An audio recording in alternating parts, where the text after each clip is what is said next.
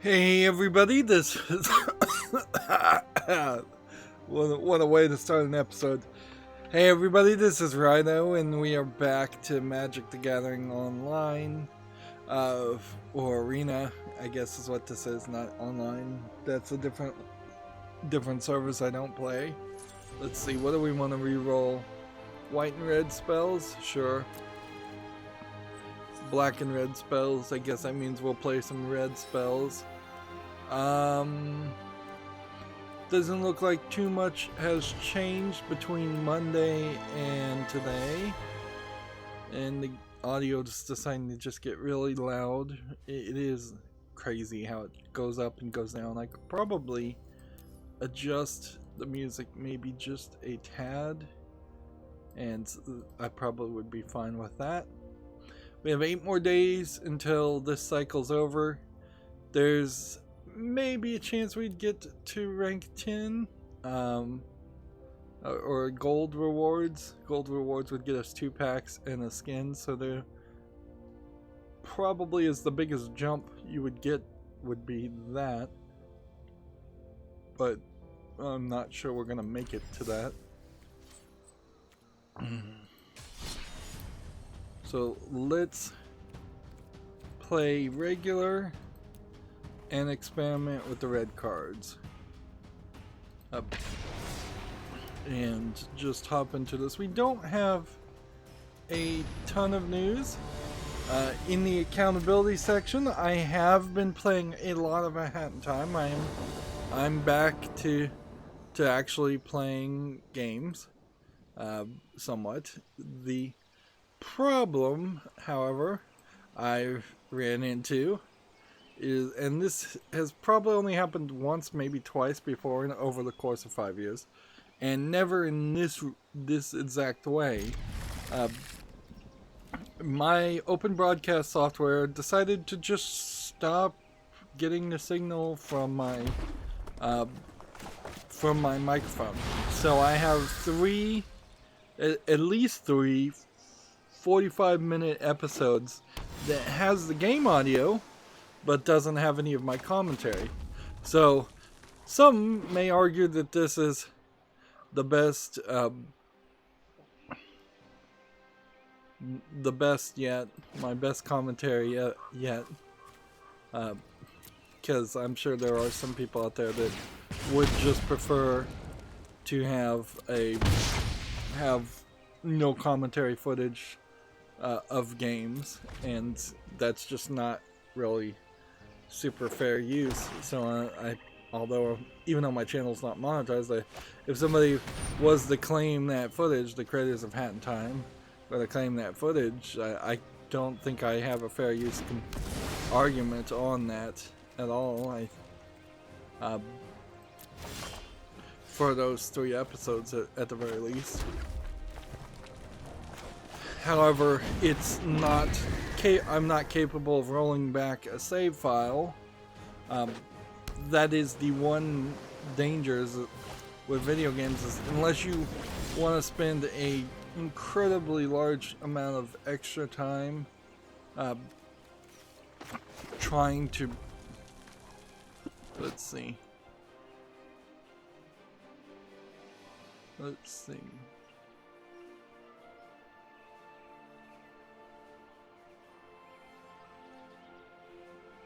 I guess I should have that on the field, but let's put this on the field first.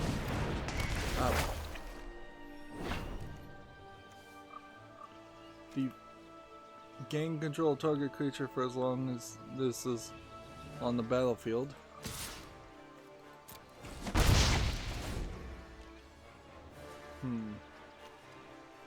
So I now have control of a card that I already had control of. Until your next turn, creatures your opponent controls attack each combat if able. That's not really doing anything either.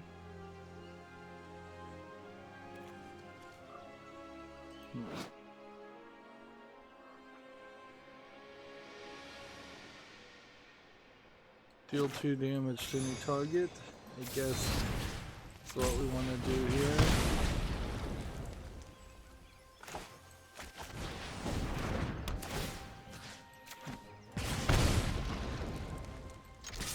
I mean, we are just aggroing here and doing damage. So yeah, unless you bend over backwards to do some kind of file versioning on the save files, which would start by identifying where the save files are, you're just not going to be able to roll back a save file. I could go back and play the levels again. I suppose I could do that.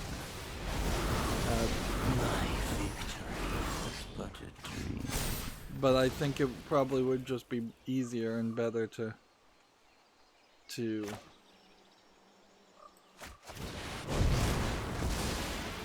not bother with that and instead just move forward and continue to play the game. A Hat in Time is going fine. It's not there. I think needs to be a middle ground between A Hat in Time, which barely has 40 timepieces and it takes 45 minutes to get each timepiece, and Mario 64, where you have a considerably larger amount of collectibles in the form of stars, yet these stars are still are really short. Like I was watching a tool assisted speedrun go through Mario 64, and yes, that is really, really fast how they're doing it, but even an average player probably got quite a few stars by just jumping into the level, waiting for the loads, to both in and out of the level, and then spending less than 5 minutes. So something between 5 minutes or 10, even 10 minutes if it really takes 10 minutes. And it's my turn. Let's see. This is just gonna be bad for you. There we go. That worked quite nicely.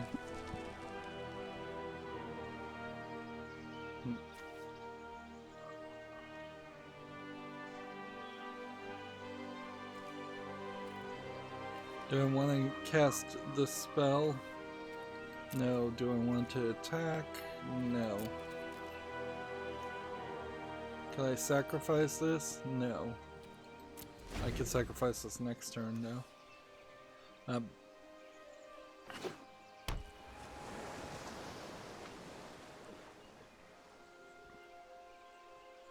I'd also say A Hat in Time, particularly if you kind of ignore the DLC that some people won't have, is not super varied in its experience.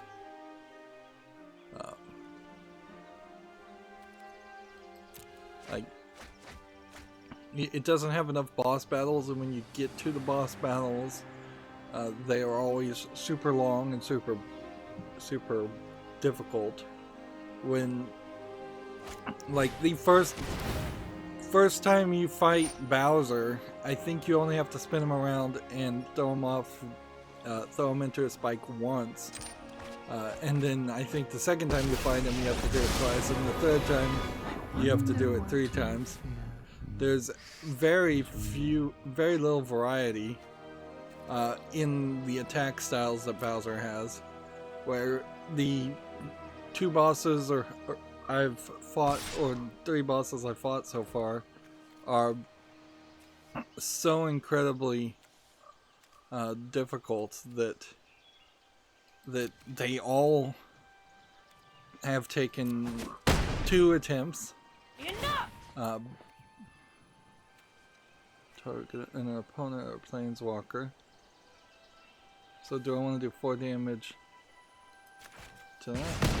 Your lack of fear disturbs me.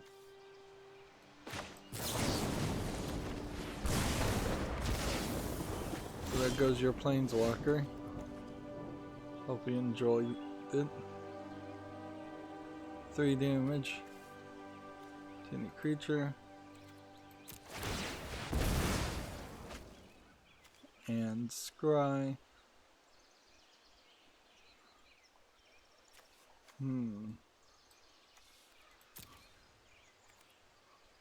And then we can use this ability.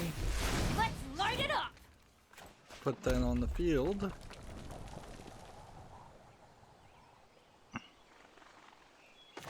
Three damage to any character. Let's see, Underworld Fires. I don't think we need that.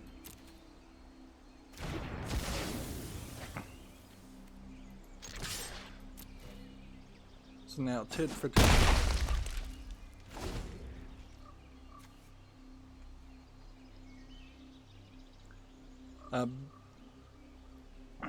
So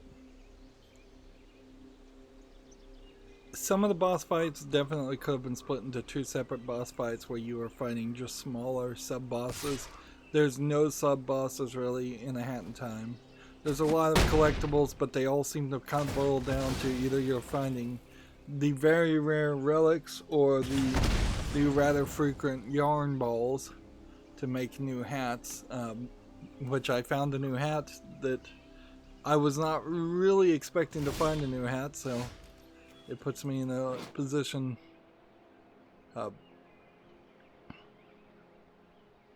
does 1 damage to up to 3 target creatures. Those creatures can't block this turn. Alright. This. And then this. And we'll just do that.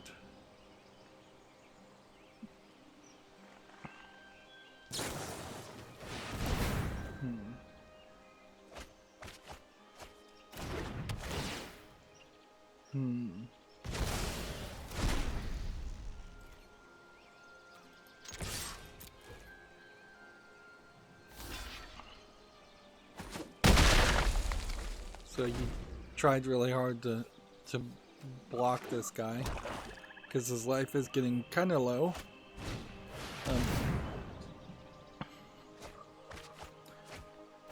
More races, more sub-boss fights, more secrets, more collectibles. Compared to Mario 64, which had coins, red coins, blue coins, collecting 100 coins in every level. There's very little of that. There are pawns in A Hat in Time, which are effectively the coins, but collecting 100 in a level seems to do nothing. Although I'm not 100% sure I actually have collected 100 in a single playthrough of a level. There are no red coins, 8 red coins as far as I can tell, in each level, and that would have been easy to add. Let's just go no attack. There are no blue coins, which in Mario 64 are the equivalent of 10 or 20 regular silver coins. There's no real races that I've seen at all, although there have been some things that have implied that you should do it fast. There's not really been anything that makes it seem like you actually have to do it fast. The jump abilities of Hat Girl and A Hat in Time is more limited than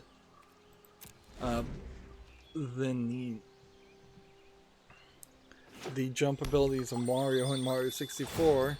There's no standing long jump, there's no back jump, backflip, there's no like wall kicks. The whole game feels like if it weren't a Kickstarter game, if it were just a funded game, it would have had a lot better polish on it.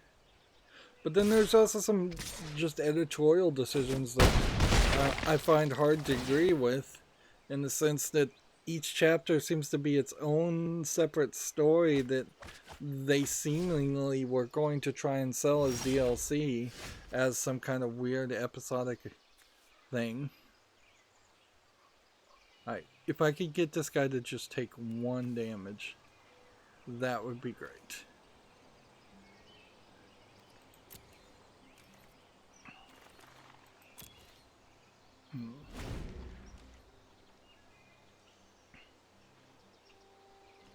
I think I might actually be able to win here. But I would have to... I'm gonna have to draw a card that can do at least 1 damage to any target. Or he's gonna have to do something to hurt himself for 1.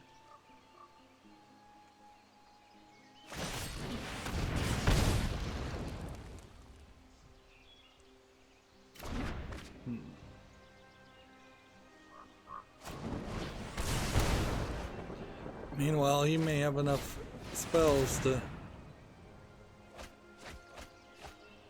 do damage to me.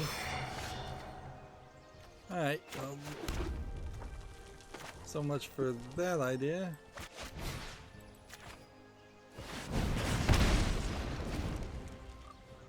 I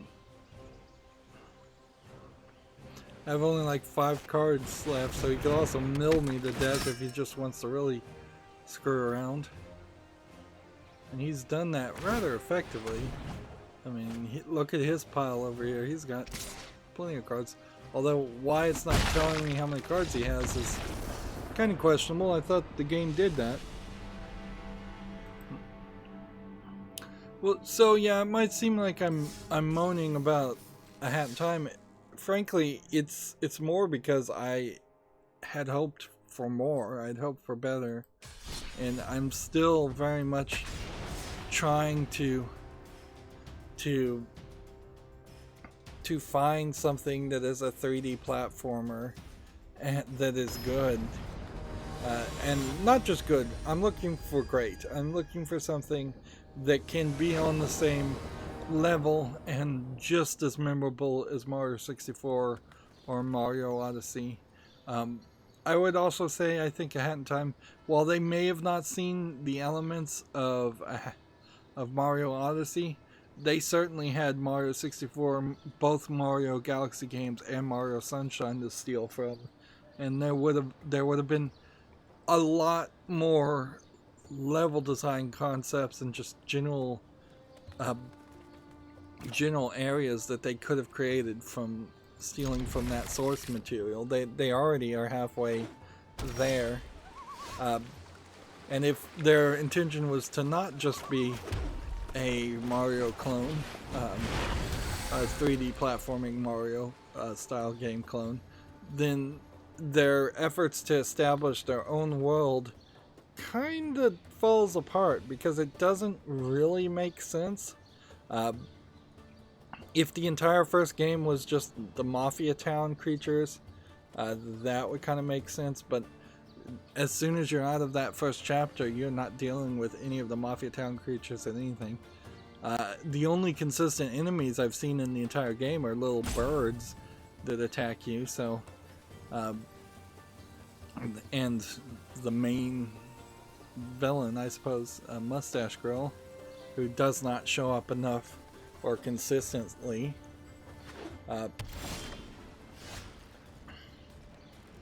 And I definitely can't compare the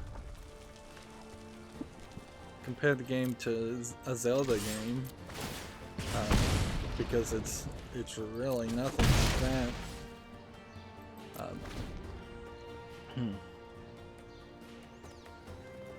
That there is something about bespoke levels, but the bespoke levels of Mario 64 or in any other section had some kind of theme and connecting to it. There is also stuff that you can do, at least in the free roam levels in A Hat in Time, that don't have any kind of breadcrumbing or signposting at all. Like, whereas Mario 64, even though you were having to load in and out of each level for every instance, every single star had a text hint written on it telling you what you're supposed to do. Sometimes I enter a level and I have no clue whatsoever what they're asking me to do, and definitely things you can do if you want to, but you're not particularly encouraged to do them. And some things you can definitely try to do that you would have a lot less trouble with if you had abilities that you get later. I still heavily suspect that I'm going to get some form of flight, and as soon as I get that form of flight, I suspect it'll be a lot easier to get to a lot of the collectibles as kind of some in-game unlockable. In the beginning of chapter 3, where you load in, there's a tree. You can try to climb to the top of this tree. It's particularly difficult, and I've tried twice and still haven't made it all the way to the top. It's difficult mostly because if you just make a mistake, you will fall to your own doom.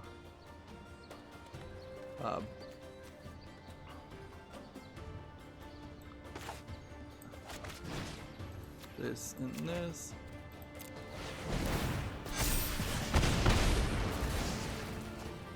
And then this.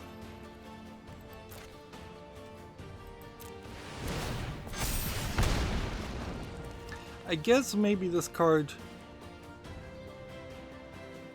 No, I guess you can't make it only do 1 damage if there was some reason why you only wanted to do 1 damage. I think you're locked into always doing 2 damage by the way that's written, but the way it plays does kind of make it seem like it wouldn't work that way. But I guess that's just programming. So it would be way better if at the beginning of a level, or when you approached a tree, there was just a hint that appeared, or if there was an actual signpost somewhere that says climb to the top of these trees and you'll get a reward, something consistent. Also, in the first chapter there was 3 different vaults with 3 different floating around codes to these vaults that you had to find. That never shows up again, as far as I can see.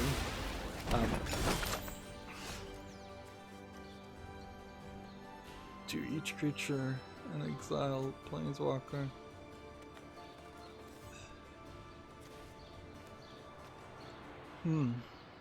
Let's see. 3 damage to any target in scry.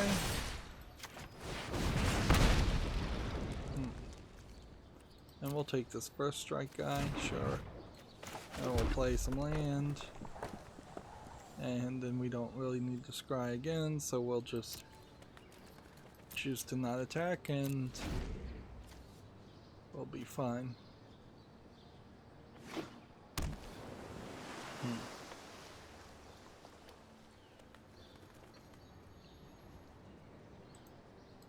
So yeah, that's my feeling at the moment. I'm starting to shift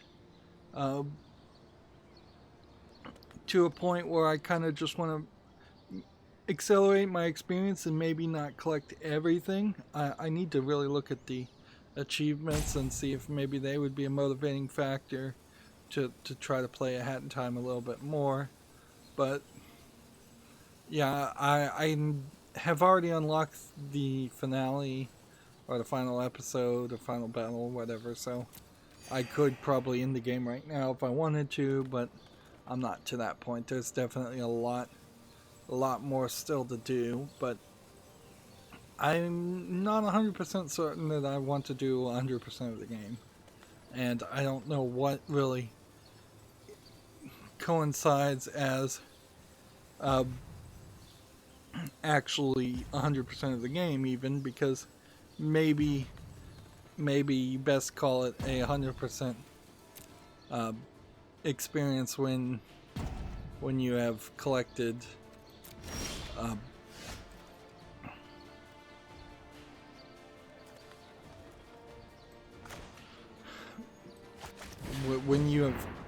collected all of the timepieces, well, all 40 I assume that exist. I have, I think 28 right now, or maybe you call it 100% when you, let's see, we don't need that, and I don't think we need that either, so,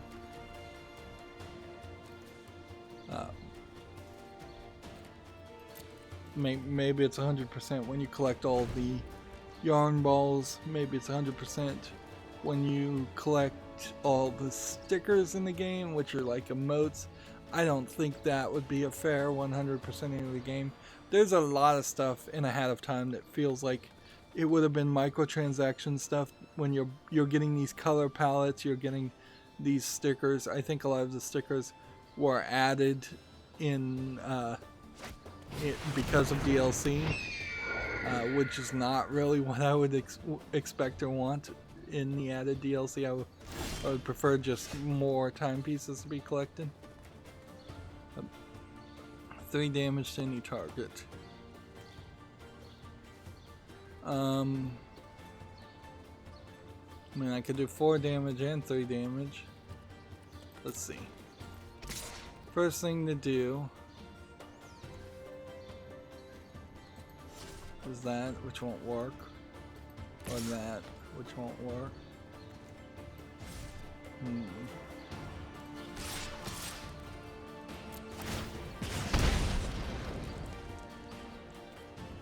Yeah. Let's see if he wants to do something here, if he just wants to allow it to take the damage.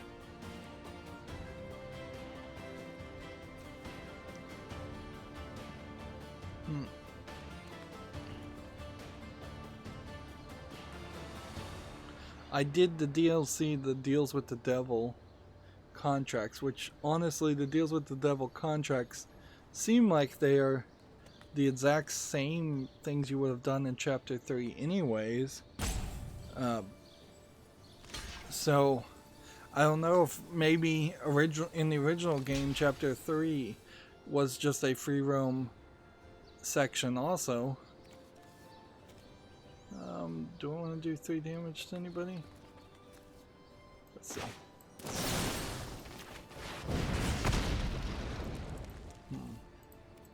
Let's see if first strike means double damage. Nope, it doesn't. I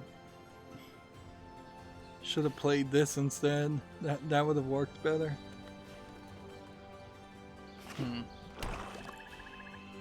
It certainly would explain why some of the other levels start off in kind of a free roam layout, but even the other levels that do start off in a free roam layout and still end up being isolated into different acts once you reach a certain area in the map. So if you go to the left, you're all of a sudden in Act 2. If you go to the right, you're in Act 3. But I also have a problem in one of the chapters I just can't find at all. It's either I have completely overlooked it, or it's just not unlocked, or it's just not on the ship. So I probably need to go back to Chapter 1 and finish Chapter 1 in its complete in totality to see if maybe that unlocks Chapter 5, which is the one that's missing. Create the next one, elemental token with trample and haste. Sacrifice at the beginning of your next step. Deal twice X damage to target creature or planeswalker.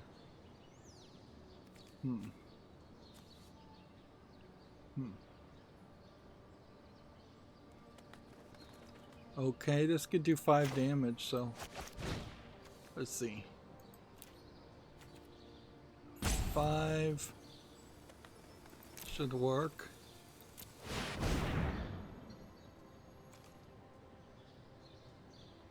Purpose intervention.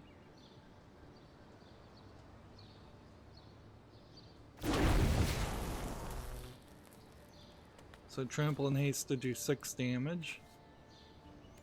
So that puts me well in a good place to be close to a victory. We don't have a ton of news today, and I think that is pretty much how this is always going to go.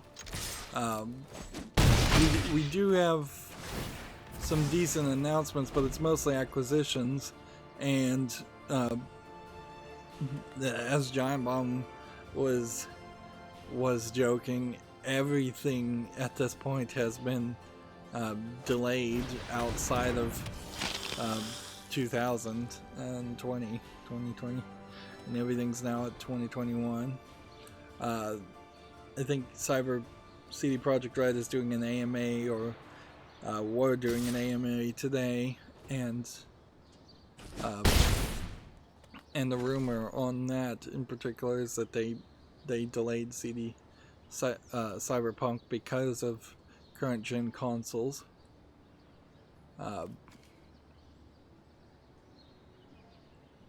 But that's just a rumor. There is also apparently a leaked image that maybe we have an article on that of the Xbox Series X unit. I don't know if there's a ton to take from that, though. So let's just go through the news, and today might be a shorter experience, so I could get back to playing Hat in Time. I'm having trouble getting the last bits of what I wanted uploaded as far as Magic Arena episodes.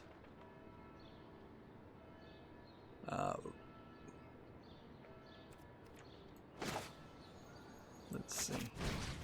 1, 2, 3.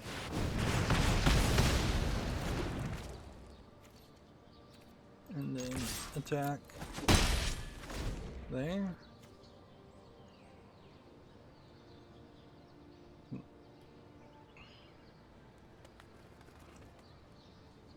So,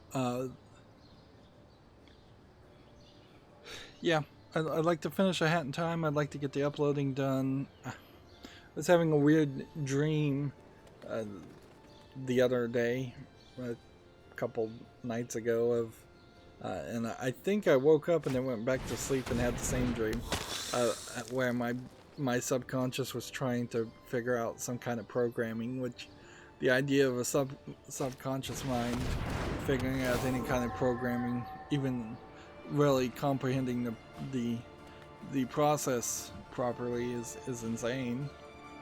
But it does generically say that I probably have a desire and a need to go back to getting to my programming for my electronic digital sign. Alright, well, there's no reason not to play this.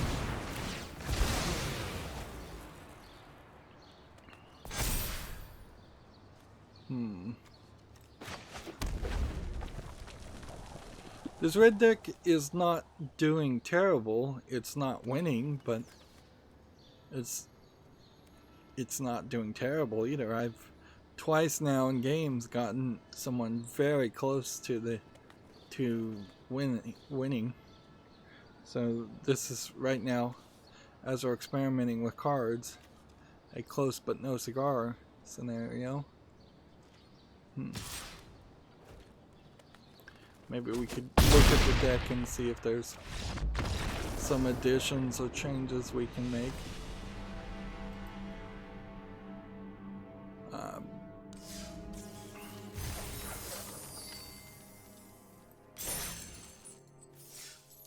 Let's see. This deck, the sampler deck. Edit deck. What do we want? First strike, amass 1. Did that really work for us? It's not terrible. Shocks, 2 damage. 2 damage and then sacrifice the scry. 1 damage to each creature in Planeswalker. I don't think I want this.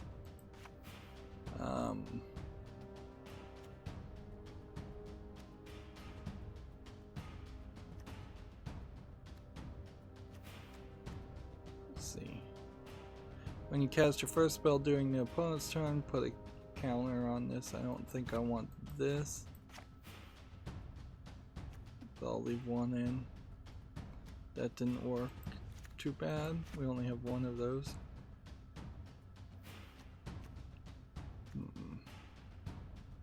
4 damage to each creature, and Planeswalker I don't think is as important as I want. Let's see. There's 1 damage to each creature and it can't block. I think that actually kind of works kind of nicely. And this wasn't too bad. Right, and that leaves me with just some other cards I could throw in here.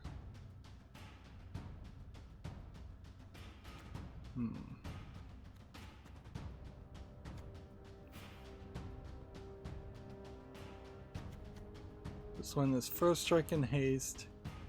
When the fervent champion attacks, another knight gets +1/+0 per turn.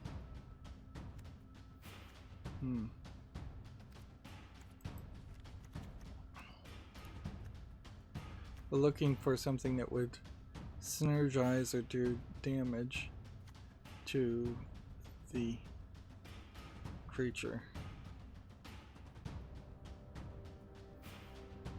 This creates a 1/1 satyr creature token with this creature can't block. I'm still not sure a satyr deck wouldn't be a bad deck to make. But I think you need to synergize there if you're going to do that. Whenever you sacrifice a permanent, I don't think I'd be doing that. When this one dies, it does $2 damage to a creature, an opponent, or planeswalker. That might be something.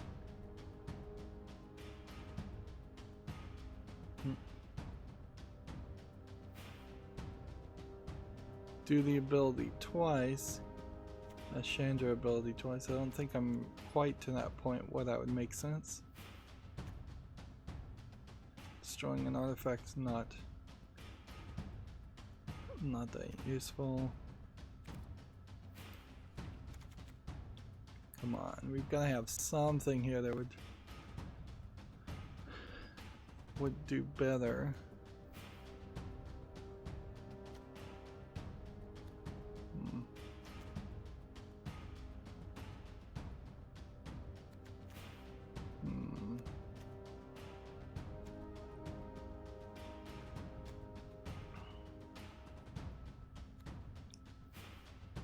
Gotta be some card here that would do more direct damage.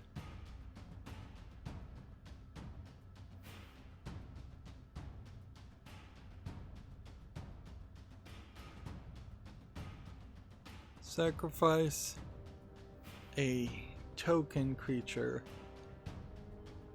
to do 1 damage.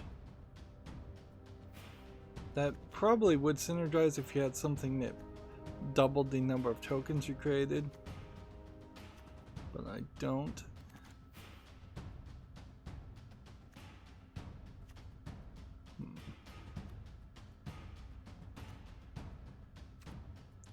Why are there so few cards that just do direct damage to the opponent?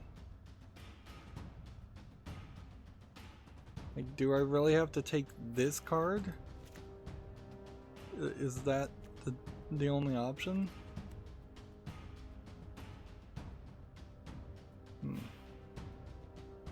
Let's put Underworld Breach back in the deck too. And sure, we'll apply styles because why not? Now, we'll immediately ignore all of that and go back to standard rank and play Out for Blood and see if we can actually get some victories now after adjusting that deck. Yep. So it'll be interesting to see where this kind of breaks down, comparing what a potential. Wow. All right, I screwed up there. Let's get rid of one of those and get rid of that.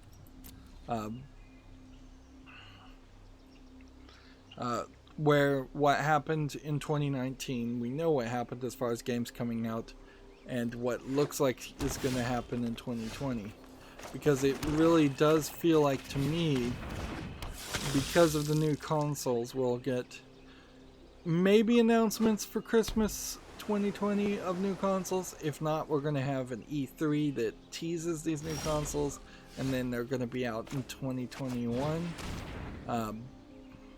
It would be surprising and interesting if it turned out that we got announcements or at like E3 for the next Xbox, and they said it is available now, or available for pre-order now, and they're even releasing it before the Christmas holiday season. That wouldn't be a terrible idea. I think Nintendo kind of did that also with the Switch, where they tried to satisfy some of the market desire before the Christmas season came out, so there wouldn't be a large rush to sell out, or they wouldn't sell out. Well, I might win here, but I don't know if I'm gonna really deserve to win here.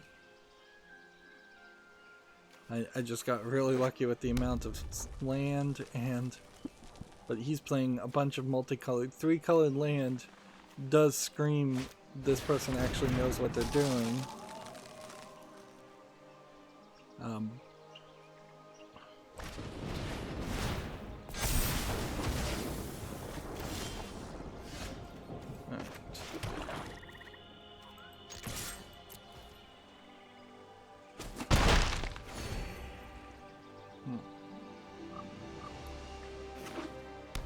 So yeah, the consoles might get announced this year, but it seems like most of the games aren't.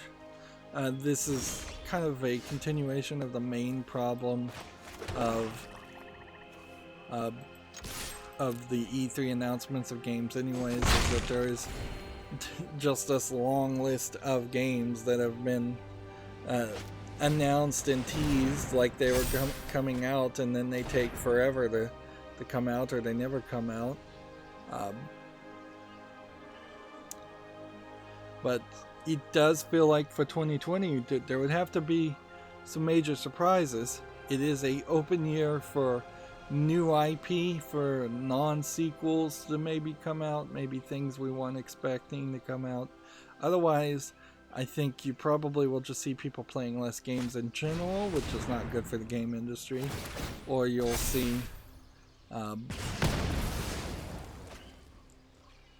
possibly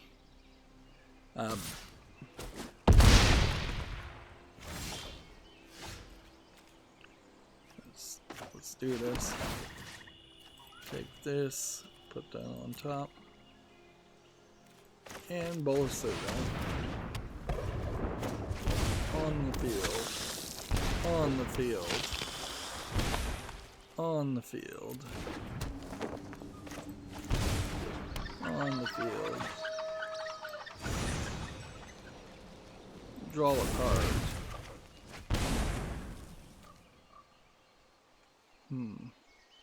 Do we want to play any further? No, I think we are fine with just putting these on the field and leaving everything else where it is. We need a vindictive vampire.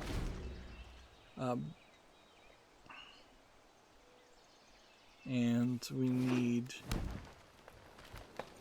4 more things that can be sacrificed. or you can just play that card and defeat me. Yep.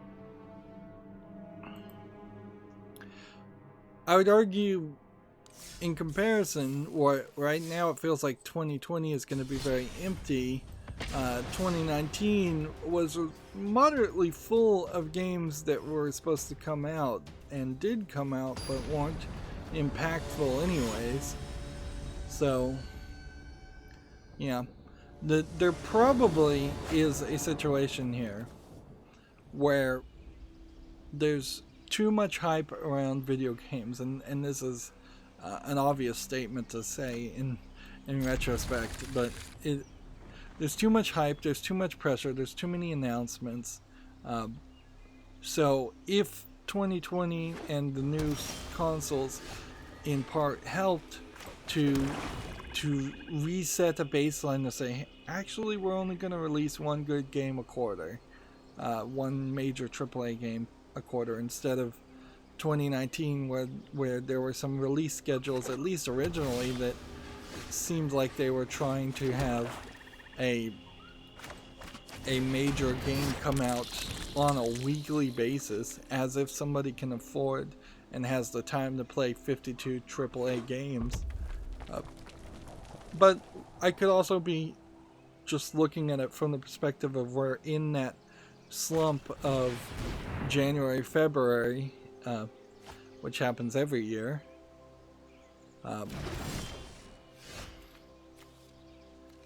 I guess as a YouTuber I should mention that it seems like we've kind of managed to not have a major adpocalypse, although I've kind of also checked out on following YouTuber drama that much also. So maybe there was a minor adpocalypse, but we're not saying anything great here. I didn't ever get any real confirmation that said PewDiePie really was leaving or quitting YouTube. I mean, I can't really blame him too much if he were to leave after somebody robbed his house in Japan, which almost certainly had something to do with his celebrity. And the main issue there is people were celebrating it as if being robbed is something somebody deserves. So yeah, I could see him leaving. I could see him also saying he's leaving or shifting up his thing and not using the name PewDiePie anymore, as just a way of getting attention, getting more views, or even dancing around in the adpocalypse.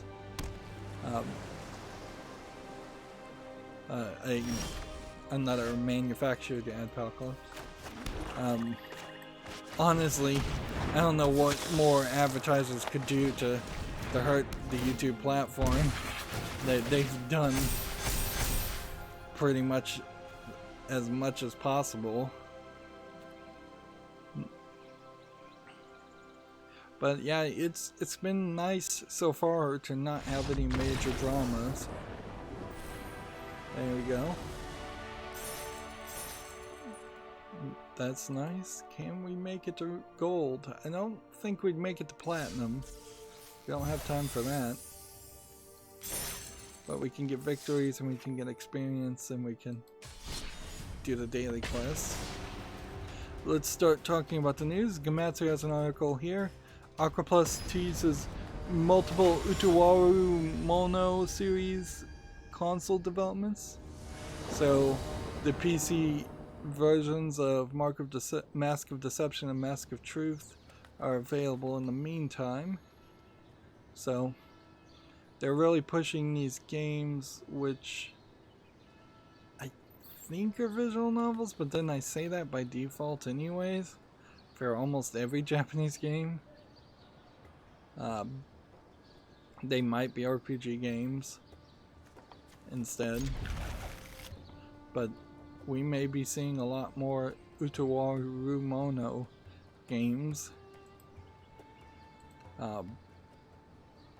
for better or worse. We'll see how well it's adapted. So here is the leaked images from NeoGAF, and I'm sure it killed some of the mainstream video game journalists to link to NeoGAF, although this is Komatsu linking to it, so I imagine some of the other people wouldn't do it. At the looks of it, this looks like this is probably a prototype. It looks like it. Let's see if we can get any bigger image. Not really. Looks like there's probably a USB and maybe even a Thunderbolt, or maybe this is a power button here. So, like, Thunderbolt would be weird.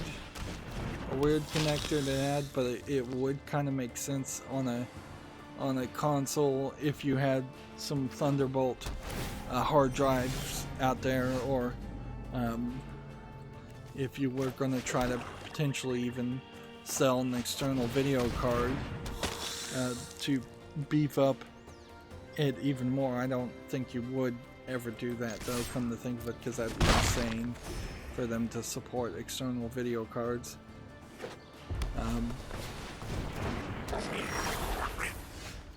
Let me see if I can zoom in more. Yes, I can. There you go. So you can zoom in more. Here as I zoom in, it's a USB and a button. There's an ejector button here, and I assume that this Xbox symbol is not a button to do anything. And then on the back we have a USB. I think that's probably SS USB for super speed, and then you have a Toslink optical, and then you have Ethernet M1 HDMI, and then you have this slot here which seems to be nothing, and then you have a what looks like 2-pin connector for a power supply, which tells me that the power supply is going to be inside instead of outside like the Xbox 360. I assume the power brick, even for the Xbox One, was not connected. You can see here there's a security keyhole to lock down the unit. This slot is interesting. I could almost suspect that this is like for some kind of adapter that you would put an M2 device in, some kind of PCI Express adapter that you could put an SSD in it easily. Unless this just pulls apart, take note that there's no screws. There's probably some under here and probably under here, and yeah, that looks like 2 pins. Maybe there's a 3rd pin there for ground, but yeah, this doesn't feel like it is a device that you're going to, if this is a true image of a prototype, it doesn't feel like a device that you are going to take apart or add a new hard drive to or anything like that, or that you could even change the power supply by default. This probably is a standard power supply. It looks like it might fit one depending on the size of the unit, but it's probably missing its case, and that would be a little dangerous to deal with. I suspect this side of the thing to just be a air vent, and they say the top is an air vent, and I'm still not sure. I don't believe that there is just like 4 pieces of circuit board in the form of a square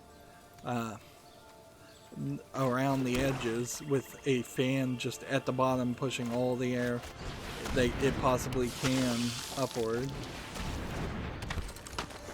Let's see.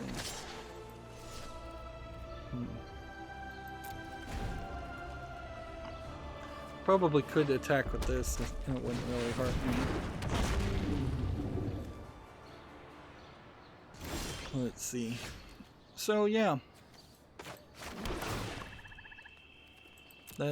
that's the leaked images. It looks reasonable. It's not adding anything crazy.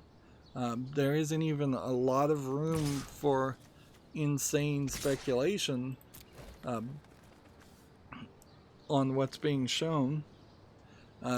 Slight things I would probably try to get rid of is get rid of one of those mechanical buttons and have the ejector button be the power off button also. I don't think that's too complicated of a concept to press the button and it ejects a disc, hold down the button and it powers off, hold down the button, and if the Xbox is locked up, it'll hard power off, but if it's not locked up or frozen, then it will just bring up a menu to say, do you want to power off? If the Xbox signal lights up, that also becomes a question as to why not that one button. Why have two?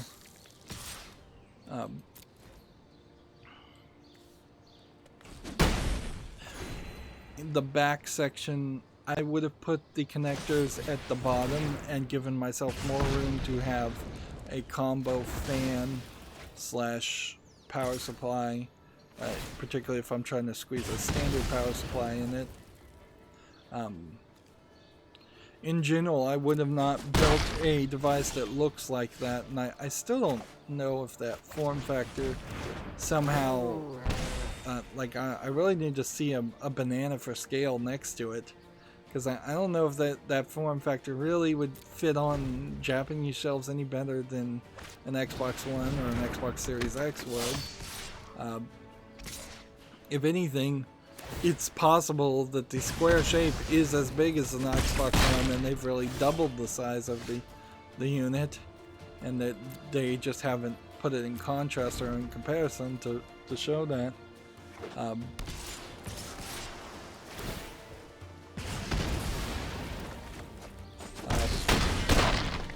But I definitely would not have built the next unit to be square like that. That feels like they're just stealing the Apple trash can late design, which wasn't a good design either.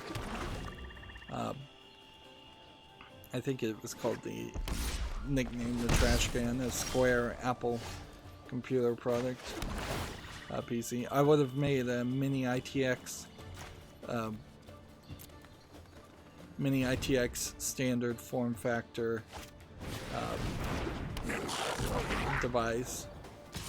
That would have been way easier. And since they're pushing that the Xbox looks like that, and the Xbox Series X is basically just a computer, using mostly off-the-shelf parts would be helpful. I guess maybe they want to avoid clones or make it a little bit more difficult so that not every kid could build something that looked close enough to an Xbox to sell it as an Xbox. But yeah, I think they're making custom parts for a reason that I don't fully understand, and I'd like somebody to actually explain it to me, why you would make a custom case with a custom shaped motherboard, and why you would go with that differentiating factor. It doesn't feel like the PlayStation's really doing that. If anything, the PlayStation is just taking, Sony is just taking what they know from making DVD players and VCRs and device consumer electronics that they've been making for decades, and they're just squeezing a video game console into something that looks similar to that, which makes sense, because if you want this on your TV stand, you want it to probably look a lot like the other things on your TV stand, which would be DVD players and Blu-ray players. And I'm sure there's a few people out there that still have VCR and Betamax players, but they're not a real concern. Moving on, Gematsu has Famitsu's review scores for issue 1625. Not a lot here, so my perception doesn't seem to be wrong. They have Coffee Talk, which they gave a 31 out of 40. Sisters Royale, 5 Sisters Under Fire, a game I haven't even heard of, which they gave a 28 out of 40. Val Ferris, another game I haven't heard of, a 31 out of 40. And Warhammer Chaos Bane, which is a 30 out of 40. And generally speaking, I think I've got it down to, if it's not a 33 out of 40 for Famitsu, it's not particularly a good enough game to really warrant being considered good.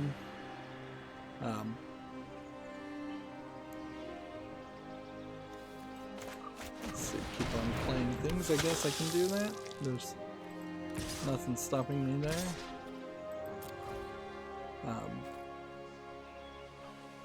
So yeah, we are definitely in the dry times. That's all that came out. It does make a weird argument though that why aren't we getting a bunch of indie games coming out right now? Like that would make a lot of sense. Is to just say, hey, let's bring out the weird indie games and things that couldn't possibly compete with what is available. Couldn't compete with AAA games. Because you know in January and February you're not going to have AAA games come out. I guess the Nancy Drew game came out and that was the right timing.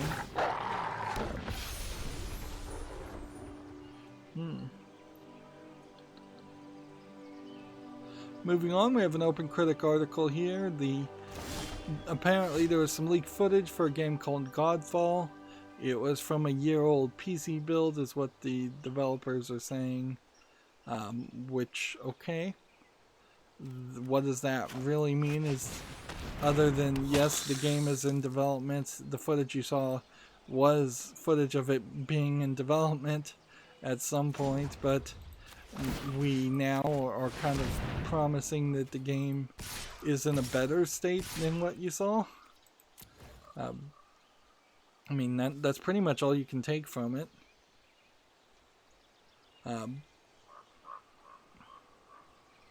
Speaking of not really getting any useful information, I watched a video of the completionist playing the first Shantae game, which is a Game Boy Color game, one of the last Game Boy Colors, and incredibly rare. And so he spends 15 minutes talking about it. It looks like a Game Boy game and by which I mean it's not complicated or long enough to really have a justification for me to want to actually try and play it.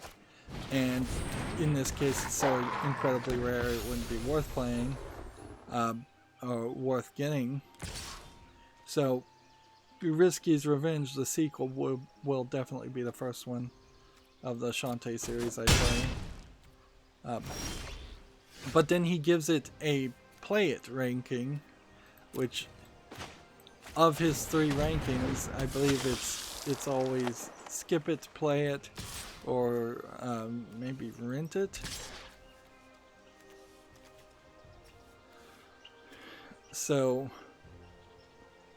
it's kind of disingenuous to tell somebody to play a game that they almost certainly will not be able to actually play because it just it's not easily available.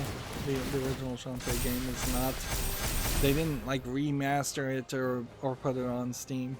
They probably could. Like, in all fairness, you could probably just have it on Steam through some Game Boy Color emulator and give it away for free as their first game. But I don't know if that really helps the Shantae brand any. If anything, I think Shantae's 4th game is probably a soft reboot of the series. We got a pack, so we should just open these packs. Like, yeah, we really aren't in a position where I can't open packs, unfortunately. So, yeah, that is, like, I need the cards too badly. We're filling in the collections and getting more options, and I need the victories too badly. So, I could probably hold on to Ravnica packs or things like that, but I probably need those cards just as badly as I need the other kinds of cards. Moving on, we have a game on Steam here called Flaky Bakery, which looks like it's a pixel graphics tower defense type game from the looks of it.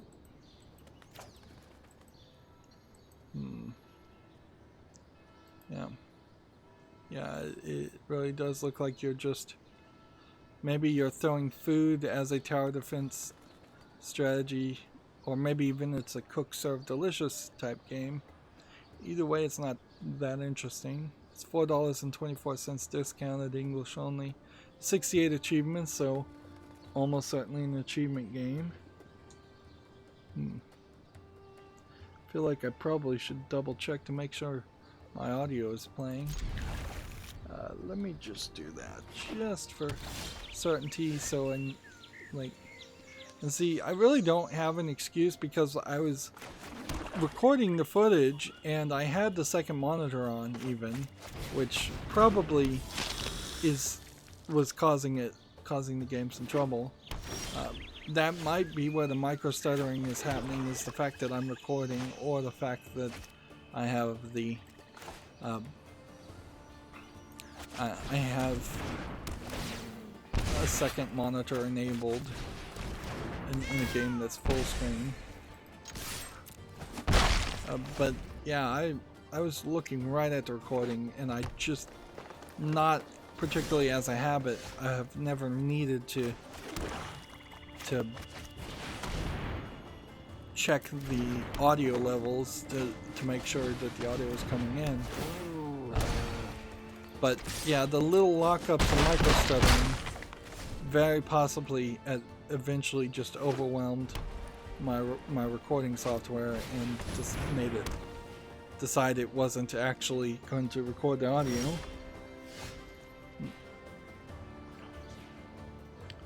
Alright. So we do this. This. It's a decent chance. Are you winning right now? Yeah, I do. Don't even get to the Polar Citadel. Well, that gets me the gold, doesn't it? Gold tier 4. It would have to be a massive win streak now at this point, though. It'd have to just be a massive win streak to get up to platinum tier. OpenCritic has an article here. The Half-Life collection is free to play on Steam. I believe this is for hyping up for Half-Life Alyx. They have just released Half-Life, Half-Life 2, Half-Life 2 Episode 1, Half-Life 2 Episode 2, including all the DLCs, Opposing Force, Shift, and Source. So, yeah. I don't think that means it's going to be free forever, but in all fairness, you could probably get every single Steam sale. The Valve collection tends to be incredibly cheap and incredibly discounted. And I already have all those games, and I think, in all honesty, most people probably already have all the Half-Life games through one reason or another. And I don't know if you really are going to be benefited too much by overhyping yourself and playing the old Half-Life games. they're opening themselves up for potential disappointment, for sure, if Half-Life Alexa is too short or not, just doesn't feel like the other Half-Life games at all. Or if people are just burned out on playing Half-Life games before Alexa even comes out. I really wouldn't have done that. I would have maybe teased out Half-Life 1 and not done any of the other Half-Life games, or for 1 week have Half-Life 1 free to play, and then maybe a couple weeks later have the next Half-Life game free to play, and tease it in a slower process. Or maybe just not have done anything, because this might be, very possibly, it's your last effort for them to sell the previous Half-Life games as a useful money-making product.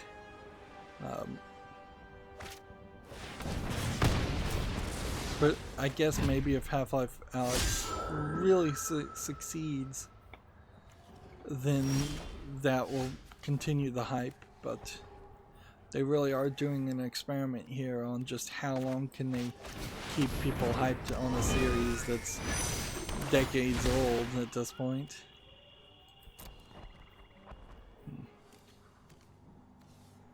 Let's see.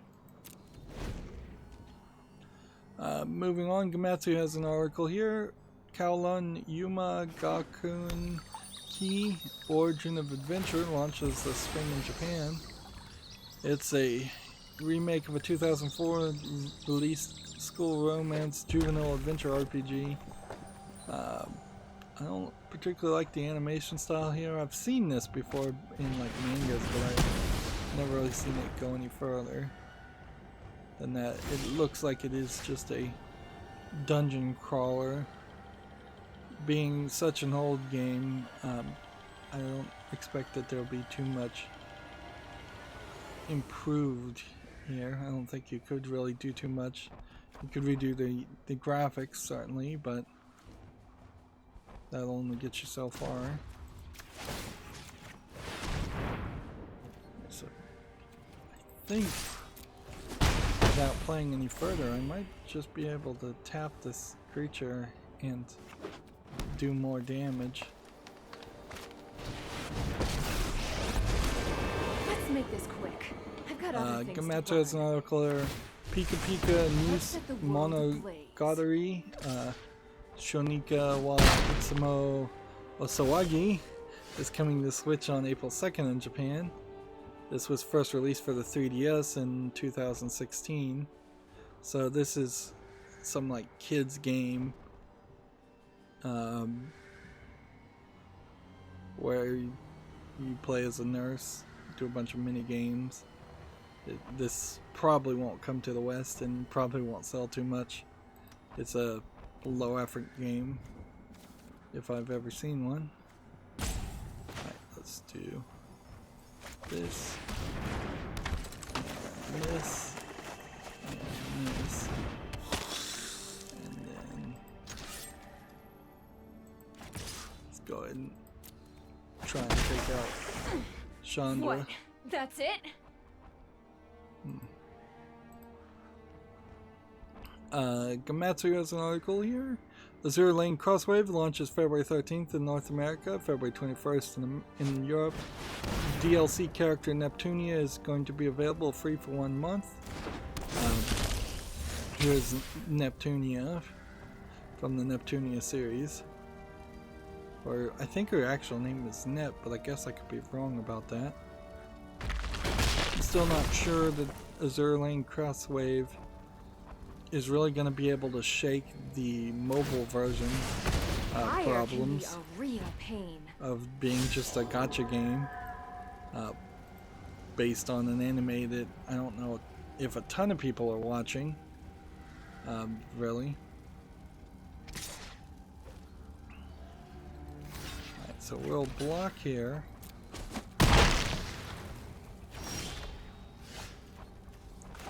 And we'll do this. safety. And we'll do this. If I can just get Bola Citadel, I can turn this around. If I can't, I'm open for attack. Steam has the same thing. Half-Life series now free to play until the launch of Half-Life Alyx. It'd be kind of helpful if we knew when the launch of Half-Life Alyx really was.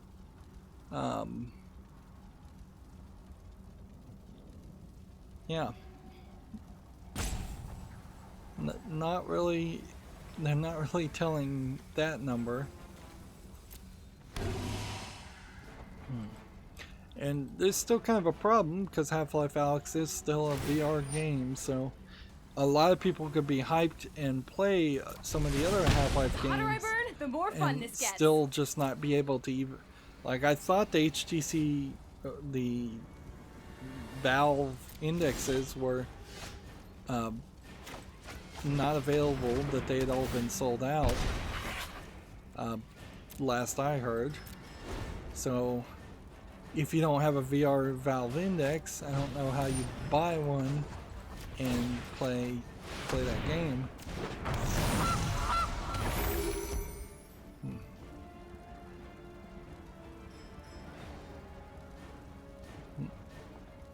Let's see. The matter is an article here. Mortal Kombat Collection Online has been rated for the PS4, Xbox One, Switch, and PC in Europe. A Mortal Kombat 1, 2, and 3 remaster is possibly on the way. Okay. Like, that's not a bad idea. It's a smarter idea to do that than it is to continue making new Mortal Kombat games that are relatively successful but not that successful. It would be pretty helpful if they took a break and thought things over a little bit more as far as what they're doing with the series. And that's not just really even a complaint about the most recent Mortal Kombat. Like, the past 3, 4, 5 Mortal Kombats have all been kind of meandering as far as what stories they want to tell and what directions they want to go with that game.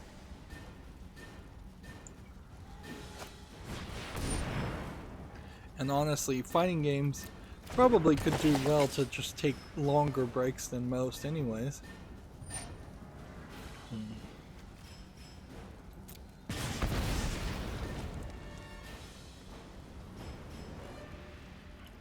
Let's see, Gamasutra has a get a job listing here. Tenacious Entertainment is hiring a UI artist and designer in Bellevue, Washington. I have not heard of Tenacious Entertainment before.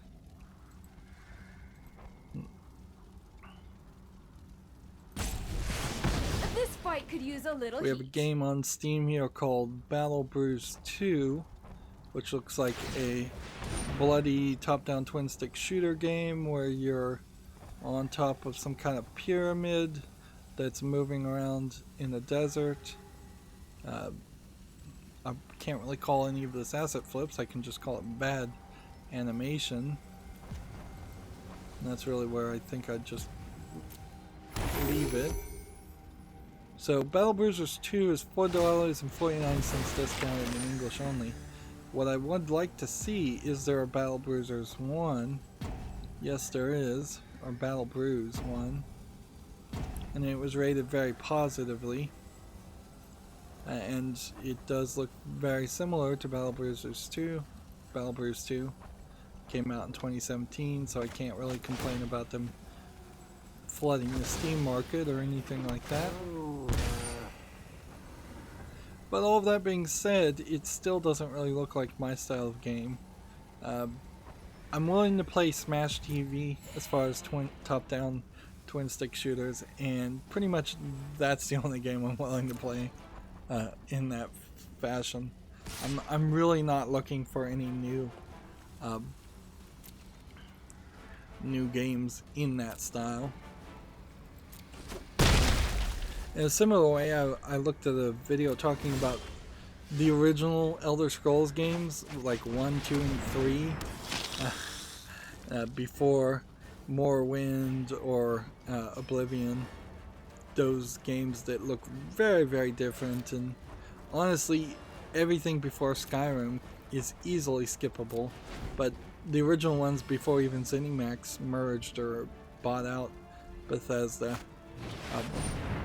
yeah, those are definitely games I could never realistically play. I don't think I even have enough nostalgia since I didn't play Elder Scrolls 1, 2, or 3.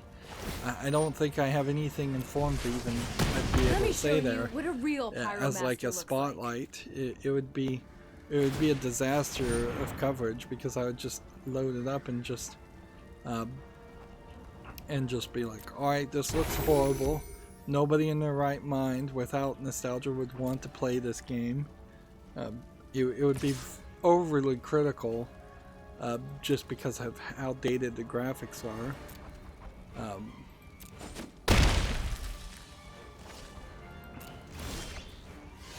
Man, if I could just get Bola Citadel, that might save me, but since I can't do that, let's see if we can just attack.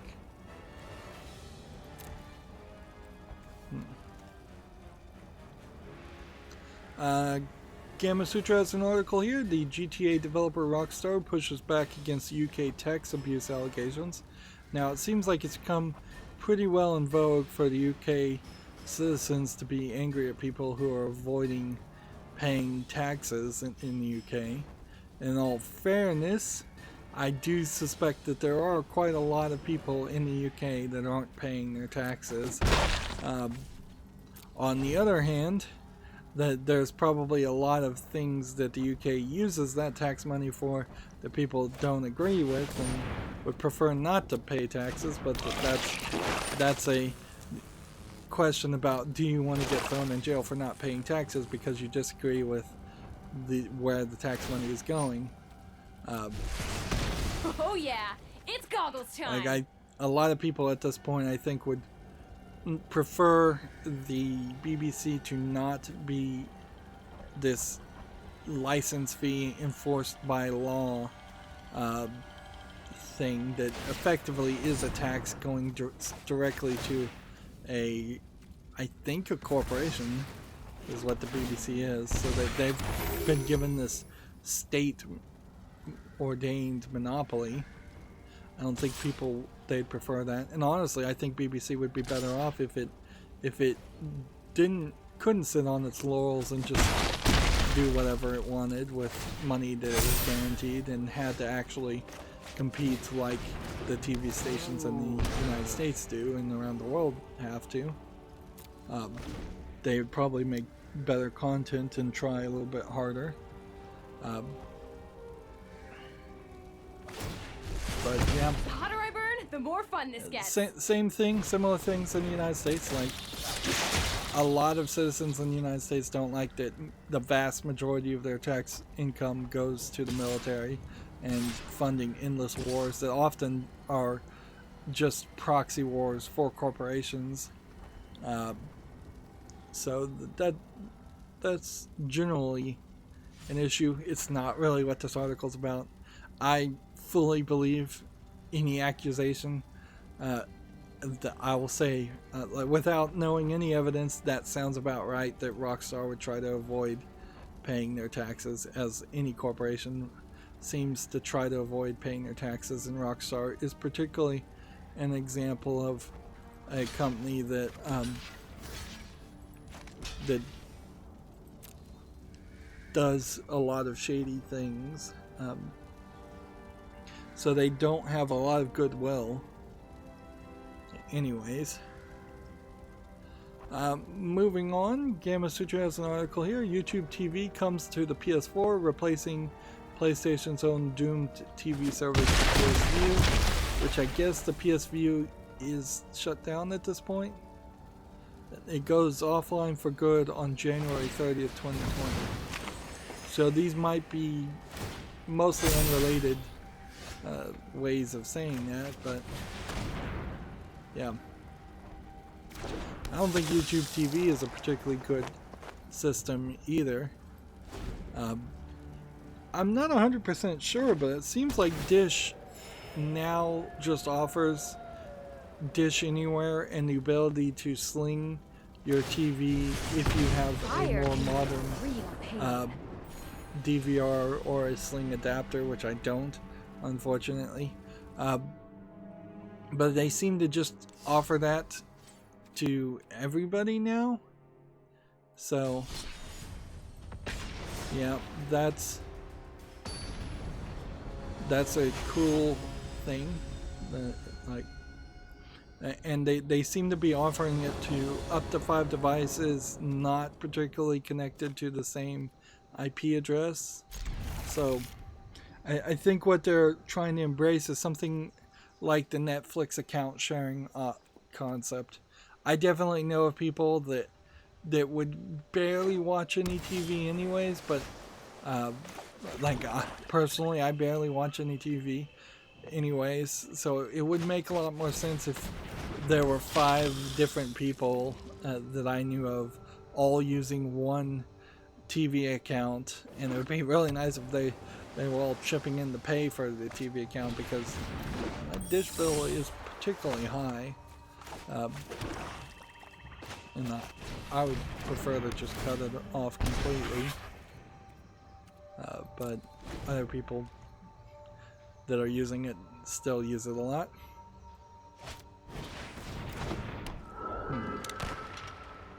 So yeah, but anyways, I would say maybe consider Dish if you're still watching a lot of TV, and definitely don't consider YouTube TV. The only reason I'd say consider Dish is if you're watching a lot of live things that don't actually, like if you're watching a lot of news, Netflix, Hulu, Disney Plus, any of those services are not really going to satisfy that. You probably shouldn't be watching so much news, but you kind of need a cable TV at that point if you're trying to watch a lot of things as they're happening in the moment. Netflix isn't the best solution, but if you just take a break for TV for 6 months to a year, you will have a much better experience of watching shows in runs than watching them brand new. But yeah, some people don't have that kind of self-control. Moving on, Gamasutra has an article. Xbox continues to expand its Project X COD's preview library as testing continues. So, Halo Master Chief Collection, Destiny 2, and Sid Meier's Civ 4 have been added. There are now 83 games in its testing that they're doing as far as games that are streaming from, I believe, Azure servers to mobile phones and tablets. Let's see, do I want to attack with this? I mean, I guess I can. There's no real danger.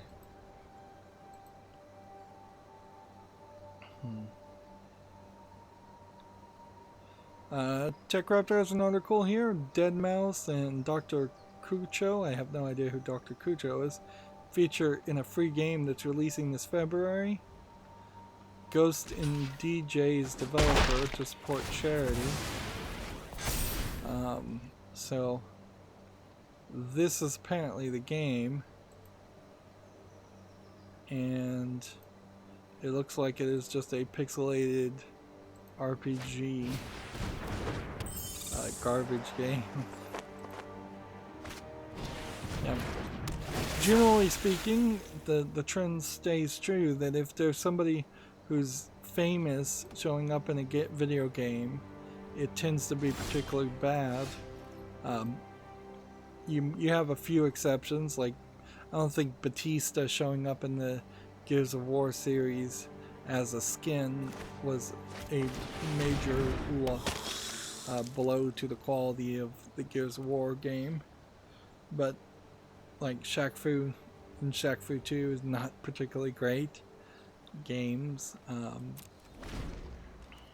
and the Michael Jackson games, that's going really far back. Not, I think, particularly the greatest games either. The PewDiePie and Angry Video Game Nerd games weren't particularly good. Yeah, I just don't think if you're building it around a license or building around somebody being famous, it works. And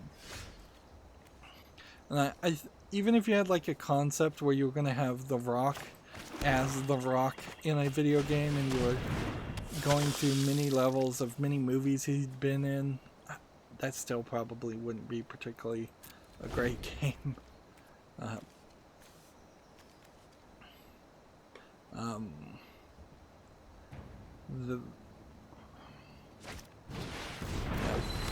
can't. There's like one.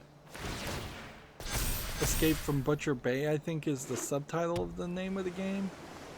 That game was particularly alright, but I don't. It was really just the actor who played the character in the movie. Pitch Black, I believe. Yeah, the sequel to Pitch Black. Riddick or something. Is it Riddick? Yeah, I think that's the name of it. That game was alright, but and then if you went back to like the point and click adventure games with Indiana Jones, sure, Harrison Ford played Indiana Jones, but it's not really like Harrison Ford is in those point and click adventure games. Indiana Jones, the character, is.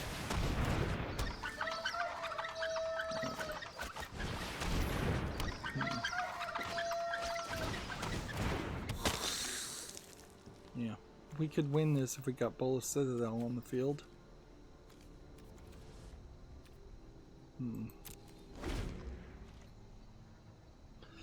Moving on, Gamasutra has an article here. Daybreak Games restructures its internal studios around key franchises.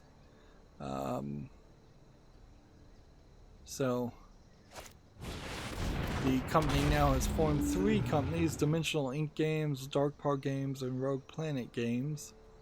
Dimensional Ink will develop the DC Universe Online while working on another high-profile action MMO. Dark Par has been tasked with overseeing the EverQuest franchise and developing the next innovation in the series, which it would be interesting if EverQuest could do something new and innovative. Rogue Planet will be looking into another massive multiplayer first-person shooter experience after cutting its teeth on the PlanetSide franchise. And this restructuring is probably some of the best business news that we're going to hear today, because all the other business news is pretty much centered around people getting acquired and or shutting down. I can just wait. That's all I have to do is just wait.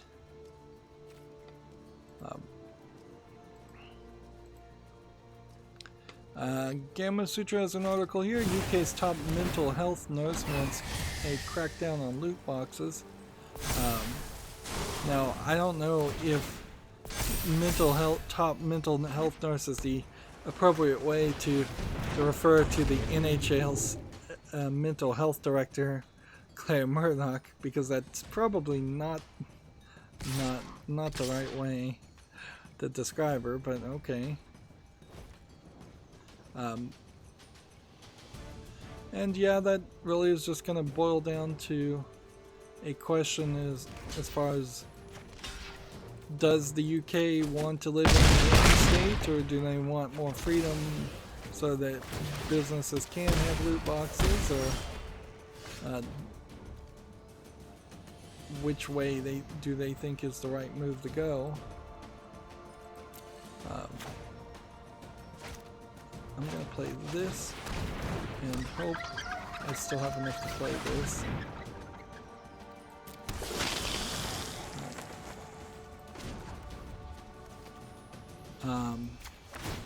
Sure. Just give everything haste and trample. Right, attack, attack, attack.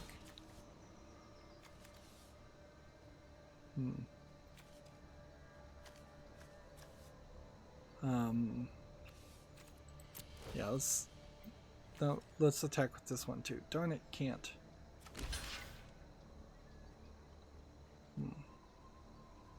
Oh well. Like, I don't think too many people are going to be upset if loot boxes became illegal, though, other than corporations like EA. Game of Sutra has an article here. The court overturns a $10.1 million verdict against Nintendo in a Wii remote lawsuit. This lawsuit must have been going on for a decade now. The case started in December of 2013. So, iLife claimed that Nintendo had violated 6 of its patents, including one that had been filed to protect its own motion tracking technology. Nintendo argued that the patents in question were invalid due to a lack of adequate written description, but the Texas jury eventually sided with iLife and awarded the company $10.1 million. Nintendo appealed the verdict and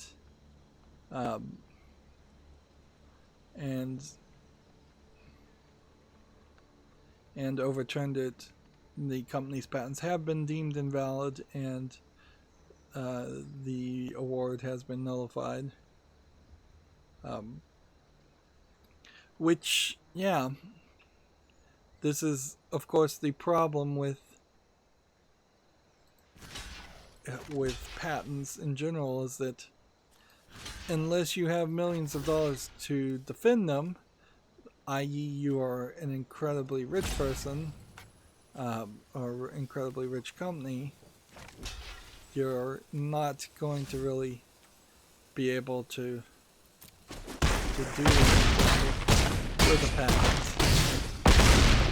I think you probably would be just as well off not having one, or claiming you have one that you don't really have one, just to scare off the riffraff. The patent system is broken more than even the copyright system is, in my opinion. Let's go ahead and just try to play some regular games, and while we're at it, let's just play something a little bit different to keep things interesting.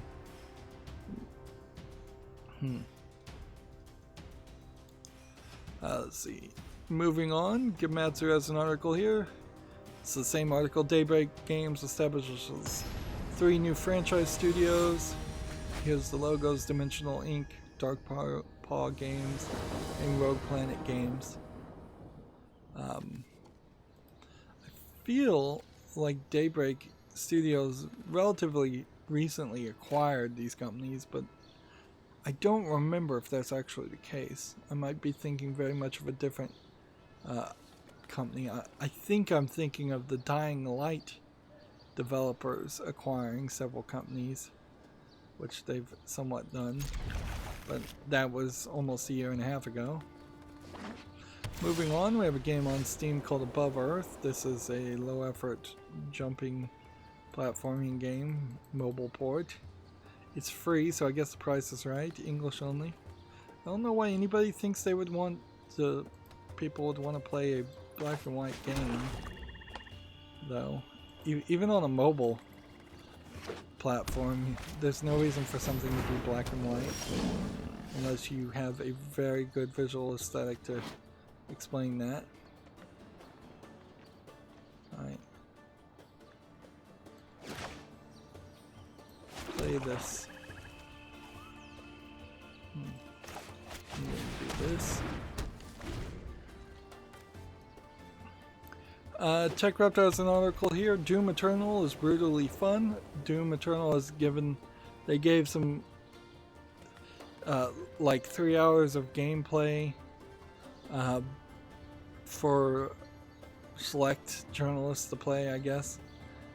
And from the reports I'm seeing, yeah, Doom Eternal looks fun. I don't know if I'm going to specifically spend a lot of time or a lot of focus on trying to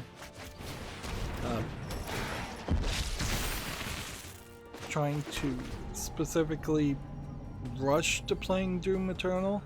I found Doom 1 alright, but not great. And I imagine, personally, I would find Doom Eternal to be the same way.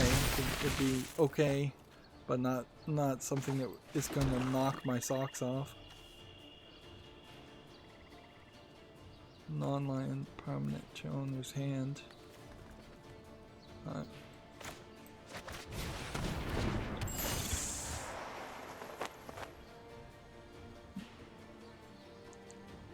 -2, -0.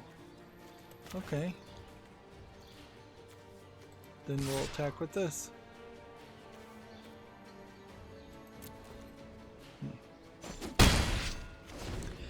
Next we have the game Tim Tim, available on Steam. This is rated very positively as a massive multiplayer RPG clone of Pokemon. You can pretty well tell that immediately. It's early access, but it's MMO, player versus player, which those are elements I'd like to see. Unfortunately, I don't think people should buy an early access game for $34 that doesn't have any single player content, and I personally would not play something that is single player content. Also, as I am playing A Hat in Time right now, the Humble Bundle published games, I'm not sure all of them or any of them are particularly long and fully filled out. So there is this kind of danger that if you buy something from the Humble Bundle, you may overpay for it just because of the system that exists there. I don't think the Humble Bundle puts enough money, quite frankly. I think they're publishers, but they're not the kinds of publishers that put enough funding in it. If they did have more money, and they should have probably funded A Hat in Time a lot better, so it had a more polished experience.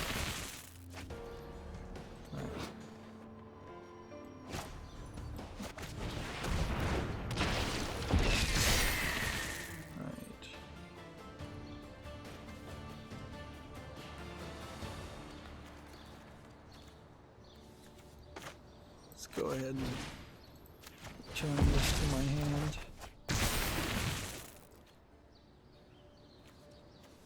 And attack with this, this, and this.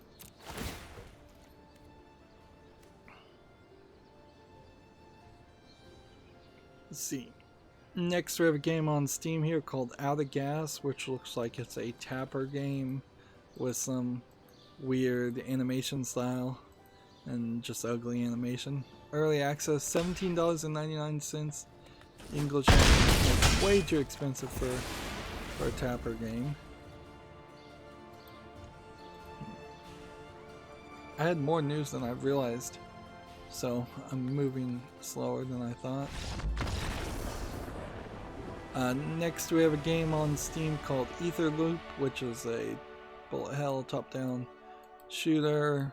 It says it's a roguelike. Graphics don't look good enough. $9.59 discounted. Bunch of language support, 12 achievements. There is something to be said about the games that we're seeing today, though. At least we haven't seen a lot of just like, while we've seen a lot of overpriced things, we haven't seen just a lot of garbage, super cheap games. So we're having a collection of perhaps more diluted game developers who are making bad games and then asking too high of a price, versus the troll developers who put a bunch of games on Steam asking for just like 69 cents because they know the games aren't that good. It's probably better to have trolls than it is to have deluded people, but or deluded is probably an unfair way to say earnest people. Yeah, earnest would be the better move, the better way to describe that. And it probably would be nicer if everybody who put a game on Steam really believed their game was worth what they were charging, instead of having people who obviously don't believe that, or if they do believe that, they're insane.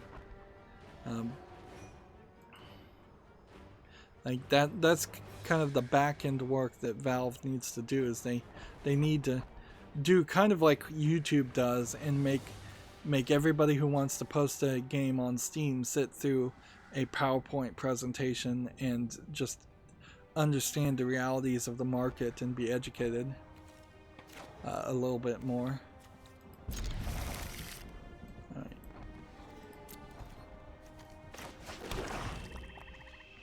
Next we have a game on Steam that's just a bunch of Asian characters, and it looks like it's an RPG Maker game. And they're clicking on the video and moving rather fast. English is not supported, it's $1.79, Chinese only. Yeah, I don't know. Like, maybe if you know your game is bad and you set the price accordingly, that's not a bad thing.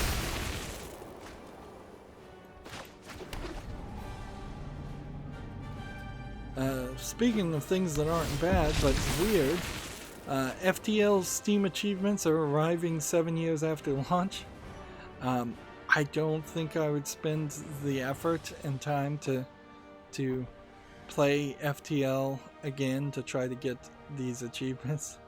I probably deserve them for as much effort and time I've already put into the game, but I doubt you can just jump into it and be awarded for things you've done in the past.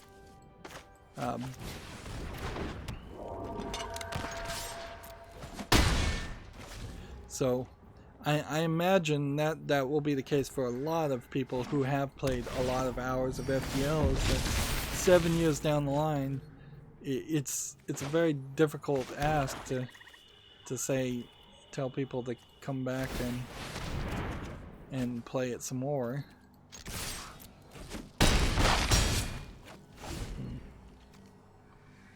Let's see. Gamatsu has an article here for the PS4. A 90s survival horror-inspired game, Dawn of Fear, launches February 3rd. Solve puzzles, collect clues and objects, and survive. This looks to me like it's saying it's a 90s survival horror to hide the fact that the graphics probably aren't that good. And this is probably a... yeah, it looks like an Alone in the Dark clone. But also it doesn't actually look as bad as some of the terrible, like, games I've seen on Steam. So this might be a little bit better. But it's PS4 only right now, so we'll have to see if what happens. Apparently it's being published by a Good Game Publishing, which I guess we'll see.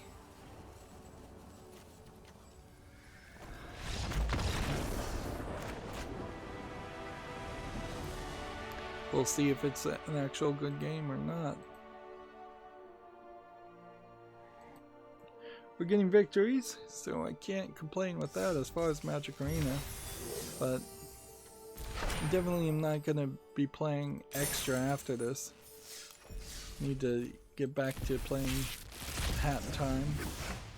I actually did quite a lot of extra playing after Monday's stream, but then I did a lot of extra sleeping, I think, on Tuesday.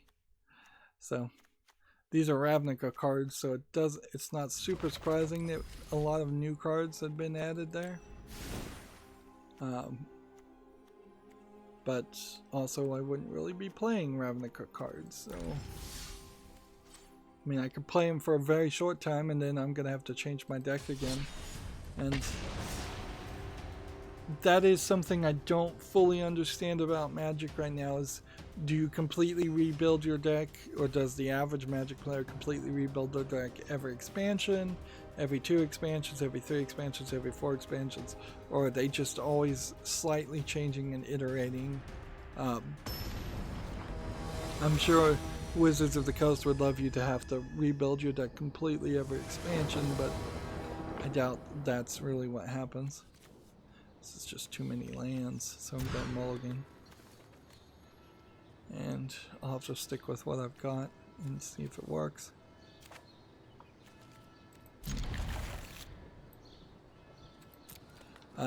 TechRaptor has this article. A long-lost retro game called Coolie Skunk has been finally uncovered. I'm starting to get to the point where I think some of these lost games, would have been an unreleased Super NES game. I'm starting to wonder if some of these are just being programmed right now and then advertised as long-last games. Like, I think there's been at least one game that has tried to do that. And I don't know really the reason, because looking at this footage, it's definitely not something that looks like a modern enough game you'd actually want to play.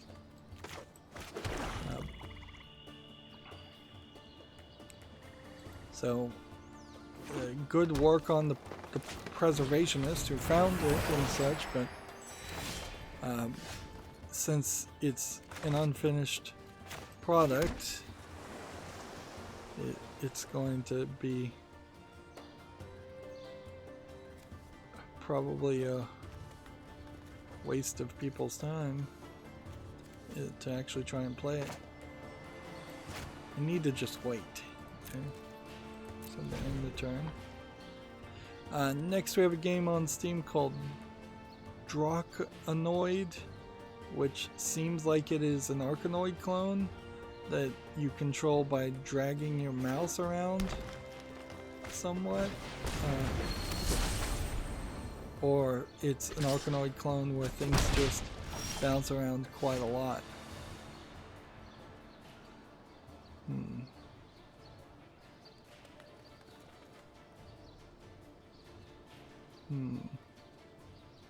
So yeah, it's an Arkanoid clone. It seems like it's $7.19. It's got 25 achievements. It's English only. It looks fine, just not my style of game. I don't think a even more complicated and potentially difficult Arkanoid game is something I would want to play.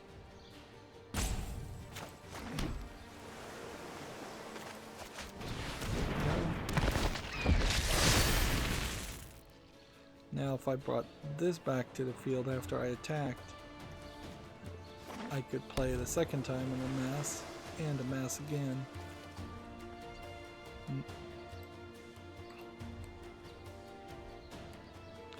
Let's see. Next we have a game on Steam called Kika and Dago, A Curious Tale, which seems like it's like a kid's game where you're playing as a dog and the girl looking for your missing grandfather. It's free to play, so I guess the price is right. It requires at least one controller, has a third-party EULA, English, and 6 achievements. There's no single-player version of this game. It's specifically designed to be played by 2 players locally. Okay. So it's either some kind of co-op or it's player versus player. That might explain why it's free to play, because it's just too complicated of a thing.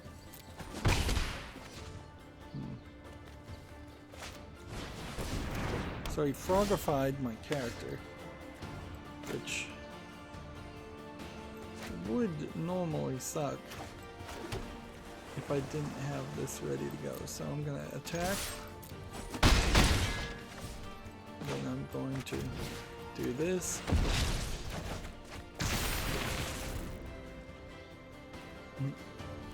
and bring him back to the hand.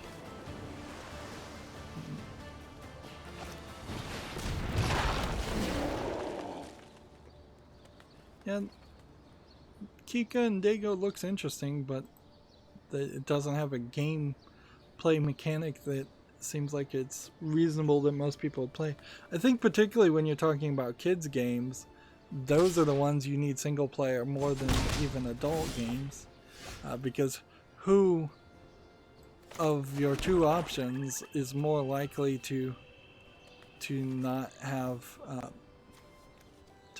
friends. An adult who's already gone through the life process of figuring out how to make friends and coordinate with friends to play games, or a kid who hasn't.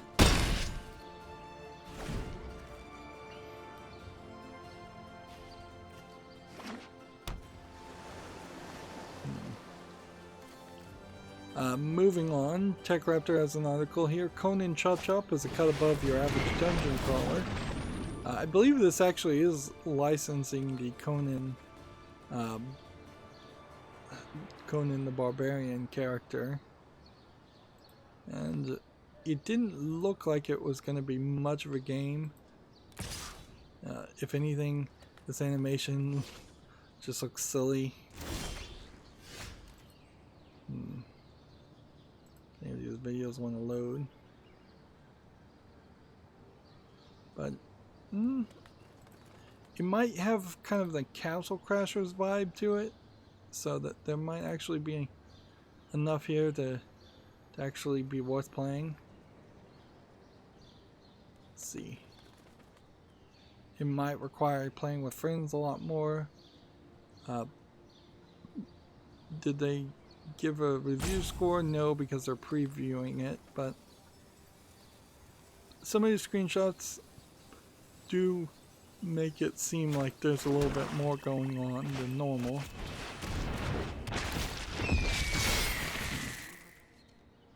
Alright.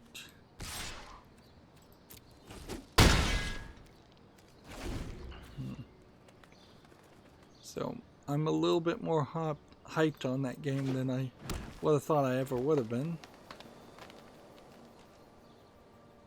Next we have a game on Steam called Night of the Living Dead VR. Now, the concept of recreating a movie in VR is interesting, particularly a classic movie. Night of the Living Dead mostly takes place in a cabin, and I think a graveyard is where it starts, and that's pretty much the only two scenes. And it looks like somebody has spent a little bit of effort to recreate this, but in a lot of ways this is not much effort would have even been required to recreate Night of the Living Dead, and unless you've stolen the audio from the movies or licensed the audio from the movies, you're probably not going to get that, and so you're just going to be living your own experience, and that probably is more gameplay than actually was in the movie, or more interaction.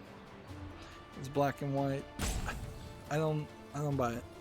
Although it is free, and maybe this is just advertisement of the movie, which I'm not sure why you would need to advertise the movie, but okay. Is this guy blockable? No. Do I want to kill that guy? No. So.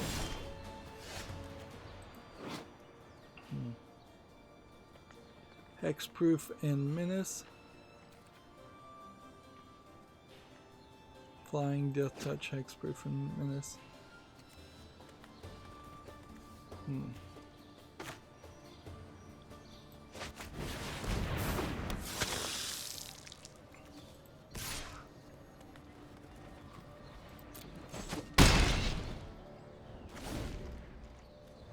So I'm gonna have to defend some of these.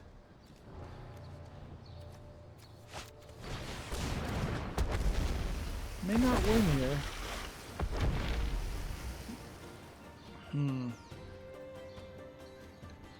This VR game, Night of the Living Dead VR, was created by the Canadian Media Fund, which maybe that's an official organization, maybe it isn't. But then the publisher is Hollywood Suite Incorporated, which that seems crazy. And the developer calls themselves Pyramid and Tech Incorporated. I just don't think there's a game there. I don't think there'd be much of a game recreating most zombie movies or most movies in general. Okay. How are we gonna do this? This, and then this, And then this. We'll see.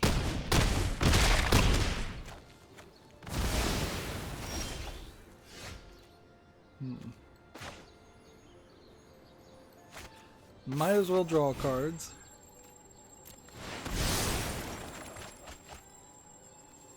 And then scry. Well, just probably not gonna do any better if I have land on the field.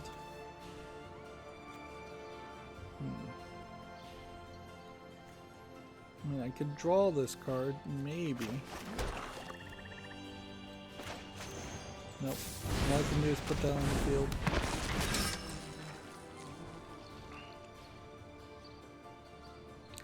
Yeah, I've lost. TechCrafter has an article here. Gears 5 title update 4 arrives today. It's a little surprising that Gears 5 is still getting updates, but that seems to be true for any game that gets updates. It seems like you're getting little teasing add-ons to keep you interested in playing the game a little bit more. Which, the funny thing I would say right now is that there's very good reasons to go back and play games that have come out earlier, because there really isn't anything happening right now. But there's not, in my opinion, very good reasons to try to bring in more of an audience and spend that extra effort. At this point, I think any game that would have been available for Christmas of 2019 should be a complete package, and people should play it because they like the game or because they just want to play it some more, not because somebody's doing a advertising push to get more of a player base. That being said, the shift keys in Borderlands still work very nicely to convince people to think about at least playing more Borderlands. Although it doesn't really work that way for me at all. I get the shift keys and I'm happy to get the shift keys, but then I don't actually use them and play the game.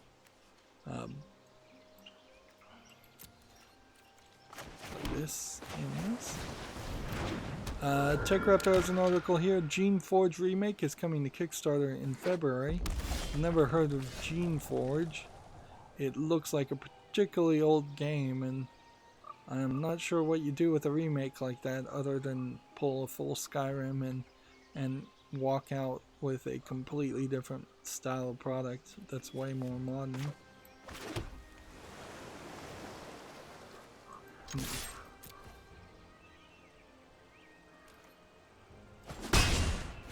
Now, I guess I didn't have enough mana to draw a card? No.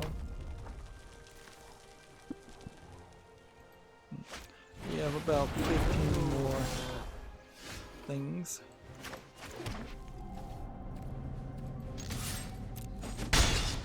Let's see. Next we have a game on Steam, 1001 Jigsaw Myths in Ancient Greece. This is $2.99. It's just a jigsaw puzzle game. It says it has 500 high quality images, so it's lying.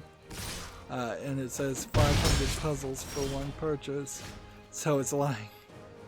Just like complete deception here. 1001 implies you have at least 1001 jigsaw puzzles in here. You can't come back in the description and say it has 500 unique images and 500 puzzles. That's like, it's not unrealistic to assume when you say 1001 jigsaw, then you mean 1001 individual jigsaw puzzles.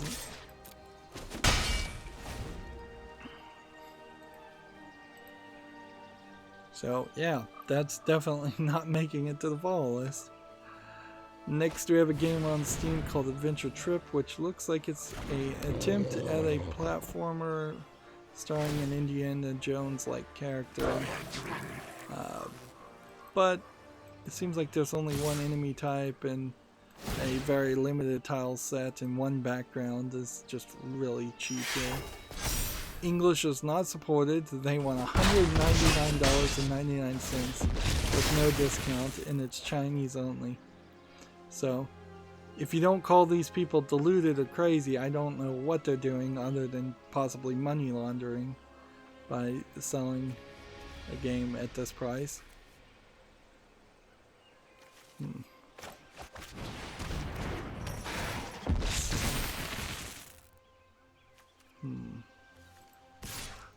on attack.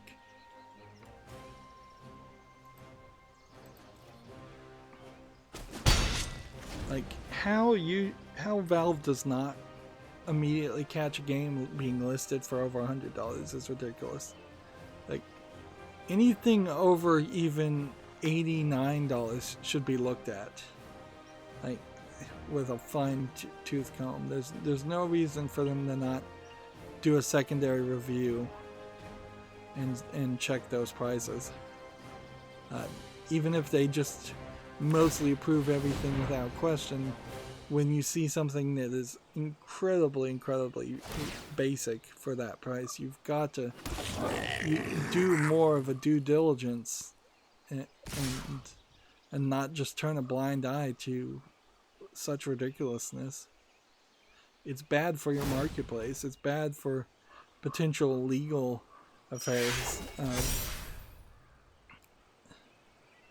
The lawsuit will probably come at some point where somebody sues the Federal Trade Commission, or somebody sues Valve for what seems like an incredibly large amount of ridiculous business shenanigans that seem to happen.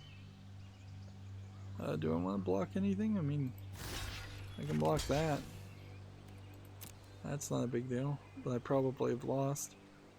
Next, we have a game on Steam called Beyond Enemy Lines 2 Online. Not to be confused, or perhaps intentionally named to be confused with Behind Enemy Lines as a concept.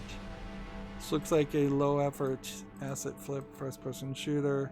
Notice that the screenshots are not showing any players or interface or anything. It's not until you get to the video that you see that. So you just have these static backgrounds. This is early access, free-to-play, English with full audio, and German and Turkish, which is an odd combination. But this also is an online player versus player game, so it's definitely not something that I'm going to put on the follow list and play.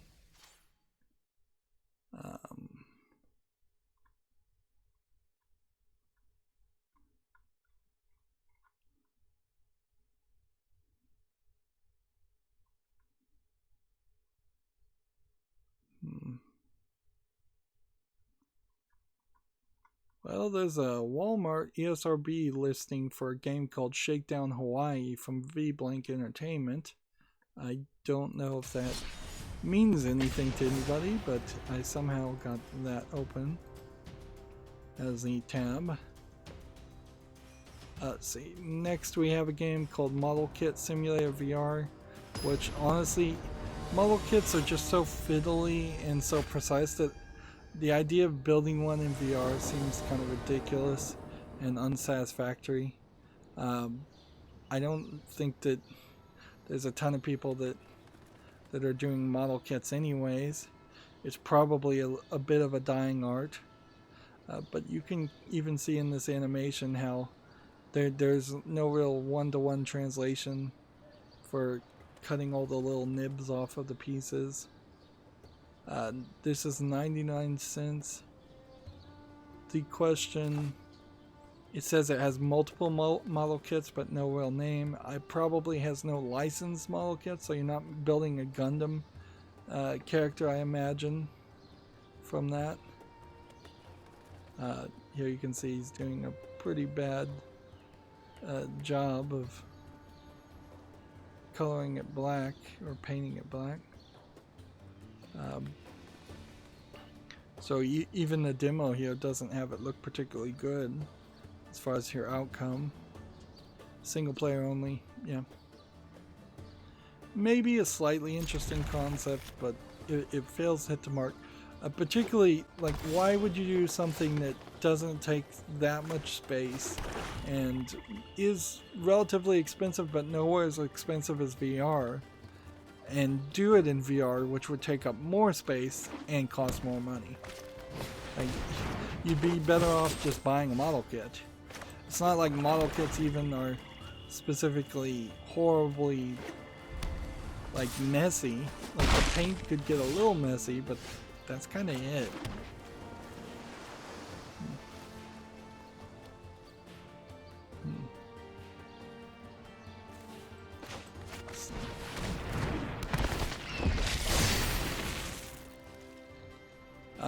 Moving on, Gamatsu has an article here for the PS4, Switch, and Xbox One. 7 sectors coming to all those consoles on February 5th. Control several characters and have varied and unique puzzles. There's a bit of a trailer here. Try and figure out what kind of game this is. Yeah, this is a teaser trailer. It's not going to show me anything. So it's hashtag sometimes you. What kind of game is it though? Is it an adventure game? Is it a puzzle game? Best I can figure, it's probably an adventure game with some puzzles in it.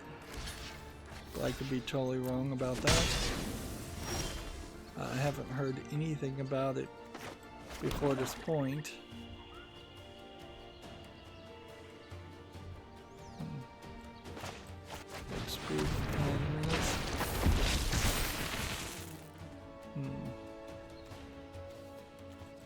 So if they have hexproof and menace now, do I want to? Oh, done.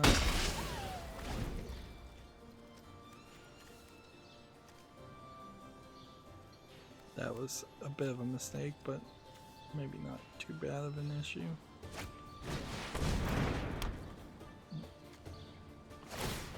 If I can get one more land on the field, I can play this and give them flying. Tech Raptor has an article here. Bartlow's Dread Machine is an old-timey twin-stick shooter coming in summer 2020. Although, talking about a game coming out in the summer of 2020 is kind of pointless. Yep, it looks like a top-down twin-stick shooter. It looks like it might be slightly better animated than most, and it does seem like it shifts perspectives around a little bit and shifts gameplay mechanics around a little bit. It also seems like the characters have to move on tracks because they're like little mechanical toys, which that might improve the twin stick shooting a little bit if it made the paths a little bit more obvious.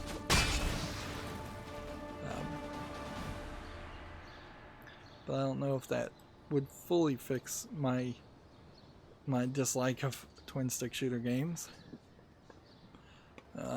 Gamma Sutra has an article here. There have been significant layoffs at Super Lucky Tales developer Playful Studios. I don't think this is old news. Let's see. It's a result, they say, to pivot to a more streamlined production model. I don't think Super Lucky Tale was particularly successful as a game, so in a lot of ways I'm not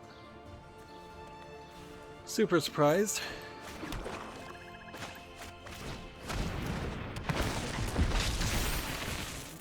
So this guy has reach and this guy doesn't have reach, which means as long as this attacks, it can attack for free because it has flying and menace. So you'd need two things with reach.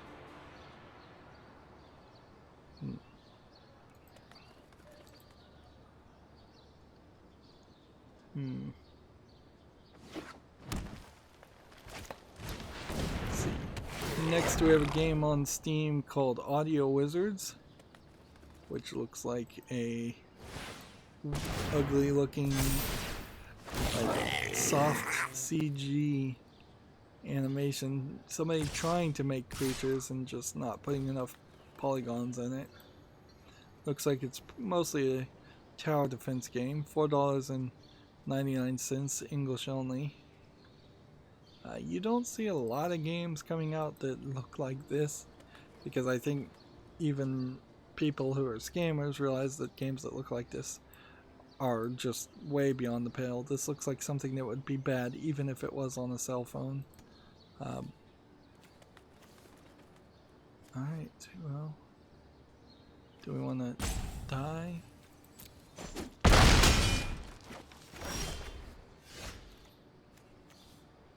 Alright, what can we do? Draw 2 cards. Give a -0 to somebody.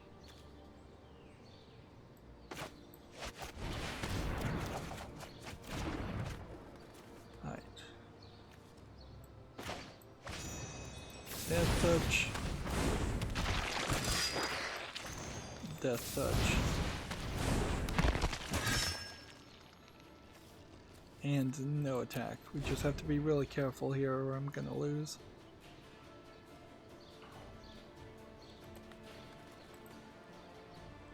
Which I'd like to make some more process.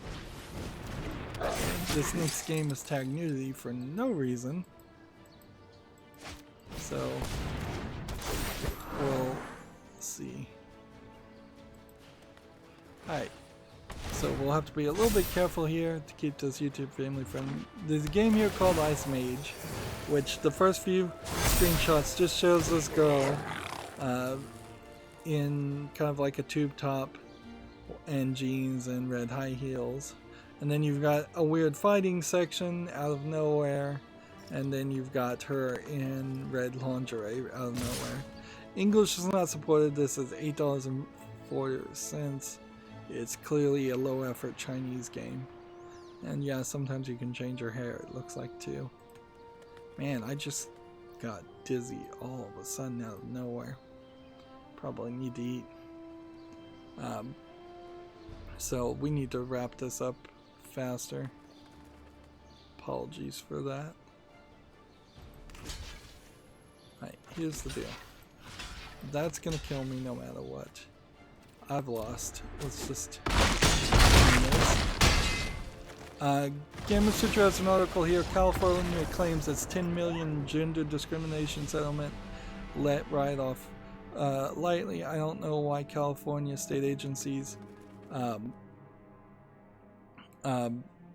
would claim that. I guess maybe because the settlement hasn't been approved by a judge yet, and so the settlement is a proposed one by Riot Games, and I thought also the people who were suing them, so they're pushing for more.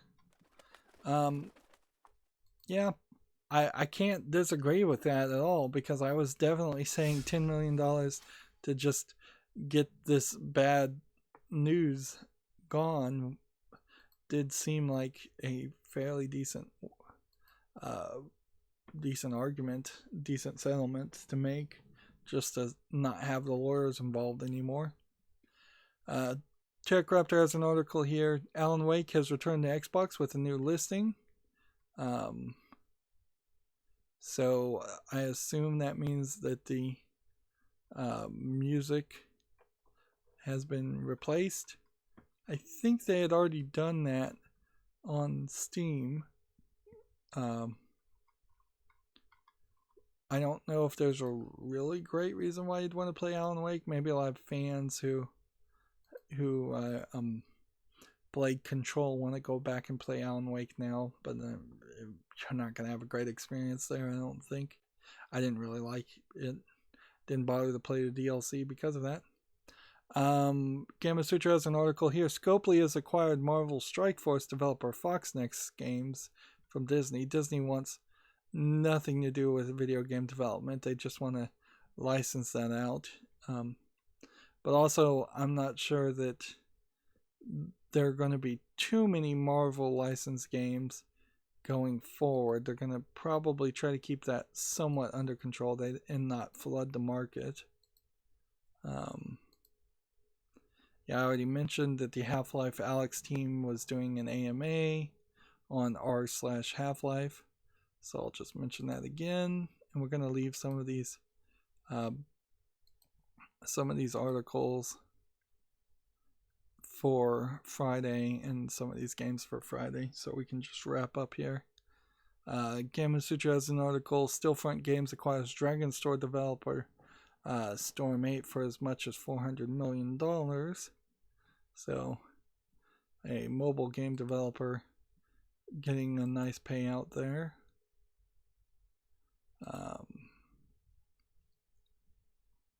See, TechRaptor has this article. Project Mara is Ninja Theory's next terrifying game, which seems to be a horror game, not another Hellblade game. But they announced a new Hellblade game, so is a different team making Hellblade 2, or is Project Mara Hellblade 2? Or maybe they're just advertising their next game on top of that. I think the thing you can take mostly from that tiny little screenshot is that all Ninja Theory games going forward are going to be very, very focused on face scans and making sure that they go with a closer and more personal feeling game, probably a shorter game too. Gamma Sutra has an article here. Tencent wants to fully acquire Conan Exiles developer Funcom. No surprise there. This would be the one thing that if Tencent didn't want to scare people, they shouldn't ever do. They should just never be the full owner of a company. But Conan Exiles I don't think was particularly successful, and completely acquiring Funcom might be a way of them bailing out Funcom as much as just gaining control of a company, which I'm not sure what Tencent would really have them do otherwise, and make some cheap low effort I guess Chinese MMO. That almost certainly be what they'd end up making, and they'd never be able to make anything they wanted to make. And Conan Exiles wasn't a terrible concept, it was just a terrible implementation. So I think the video game world would probably be a little worse off if that acquisition goes through.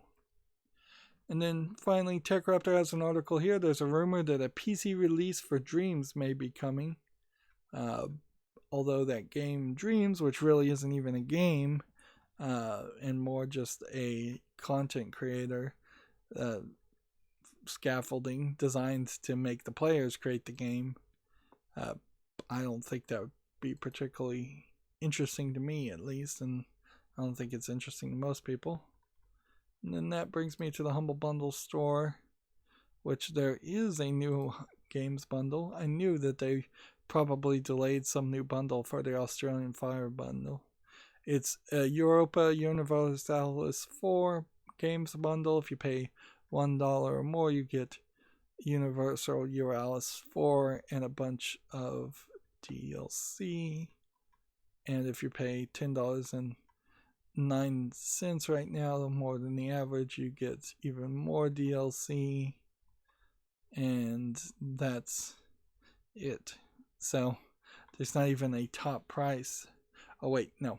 If you pay $17 or more, you get even more DLC. I didn't scroll down far enough. So yeah, you'd really have to like that game to get that bundle, but that's not terrible to have a bundle just focused around one game that has a ton of DLC. And then I don't know if there's going to be any new news that's really worth mentioning at all. Let's see.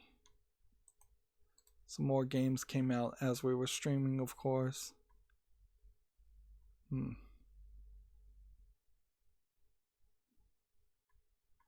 Like Magic Arena is tweeting out that you can change your avatar and your pet. The fact that they think people don't know that is not good, because either people don't know that and it's not good, or people do know that and they're out of touch. Yeah, and I am scrolling through Twitter and not really seeing anything.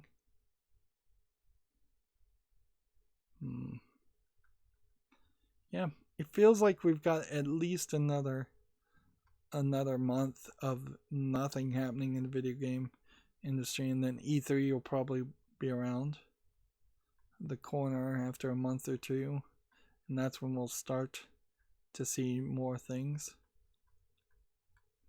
Yeah, how long have I even been streaming? Let me look at my timer, because I may have, yeah, I've only been streaming 2 hours and 26 minutes, and that's pretty much enough for me, because we've covered most of the news.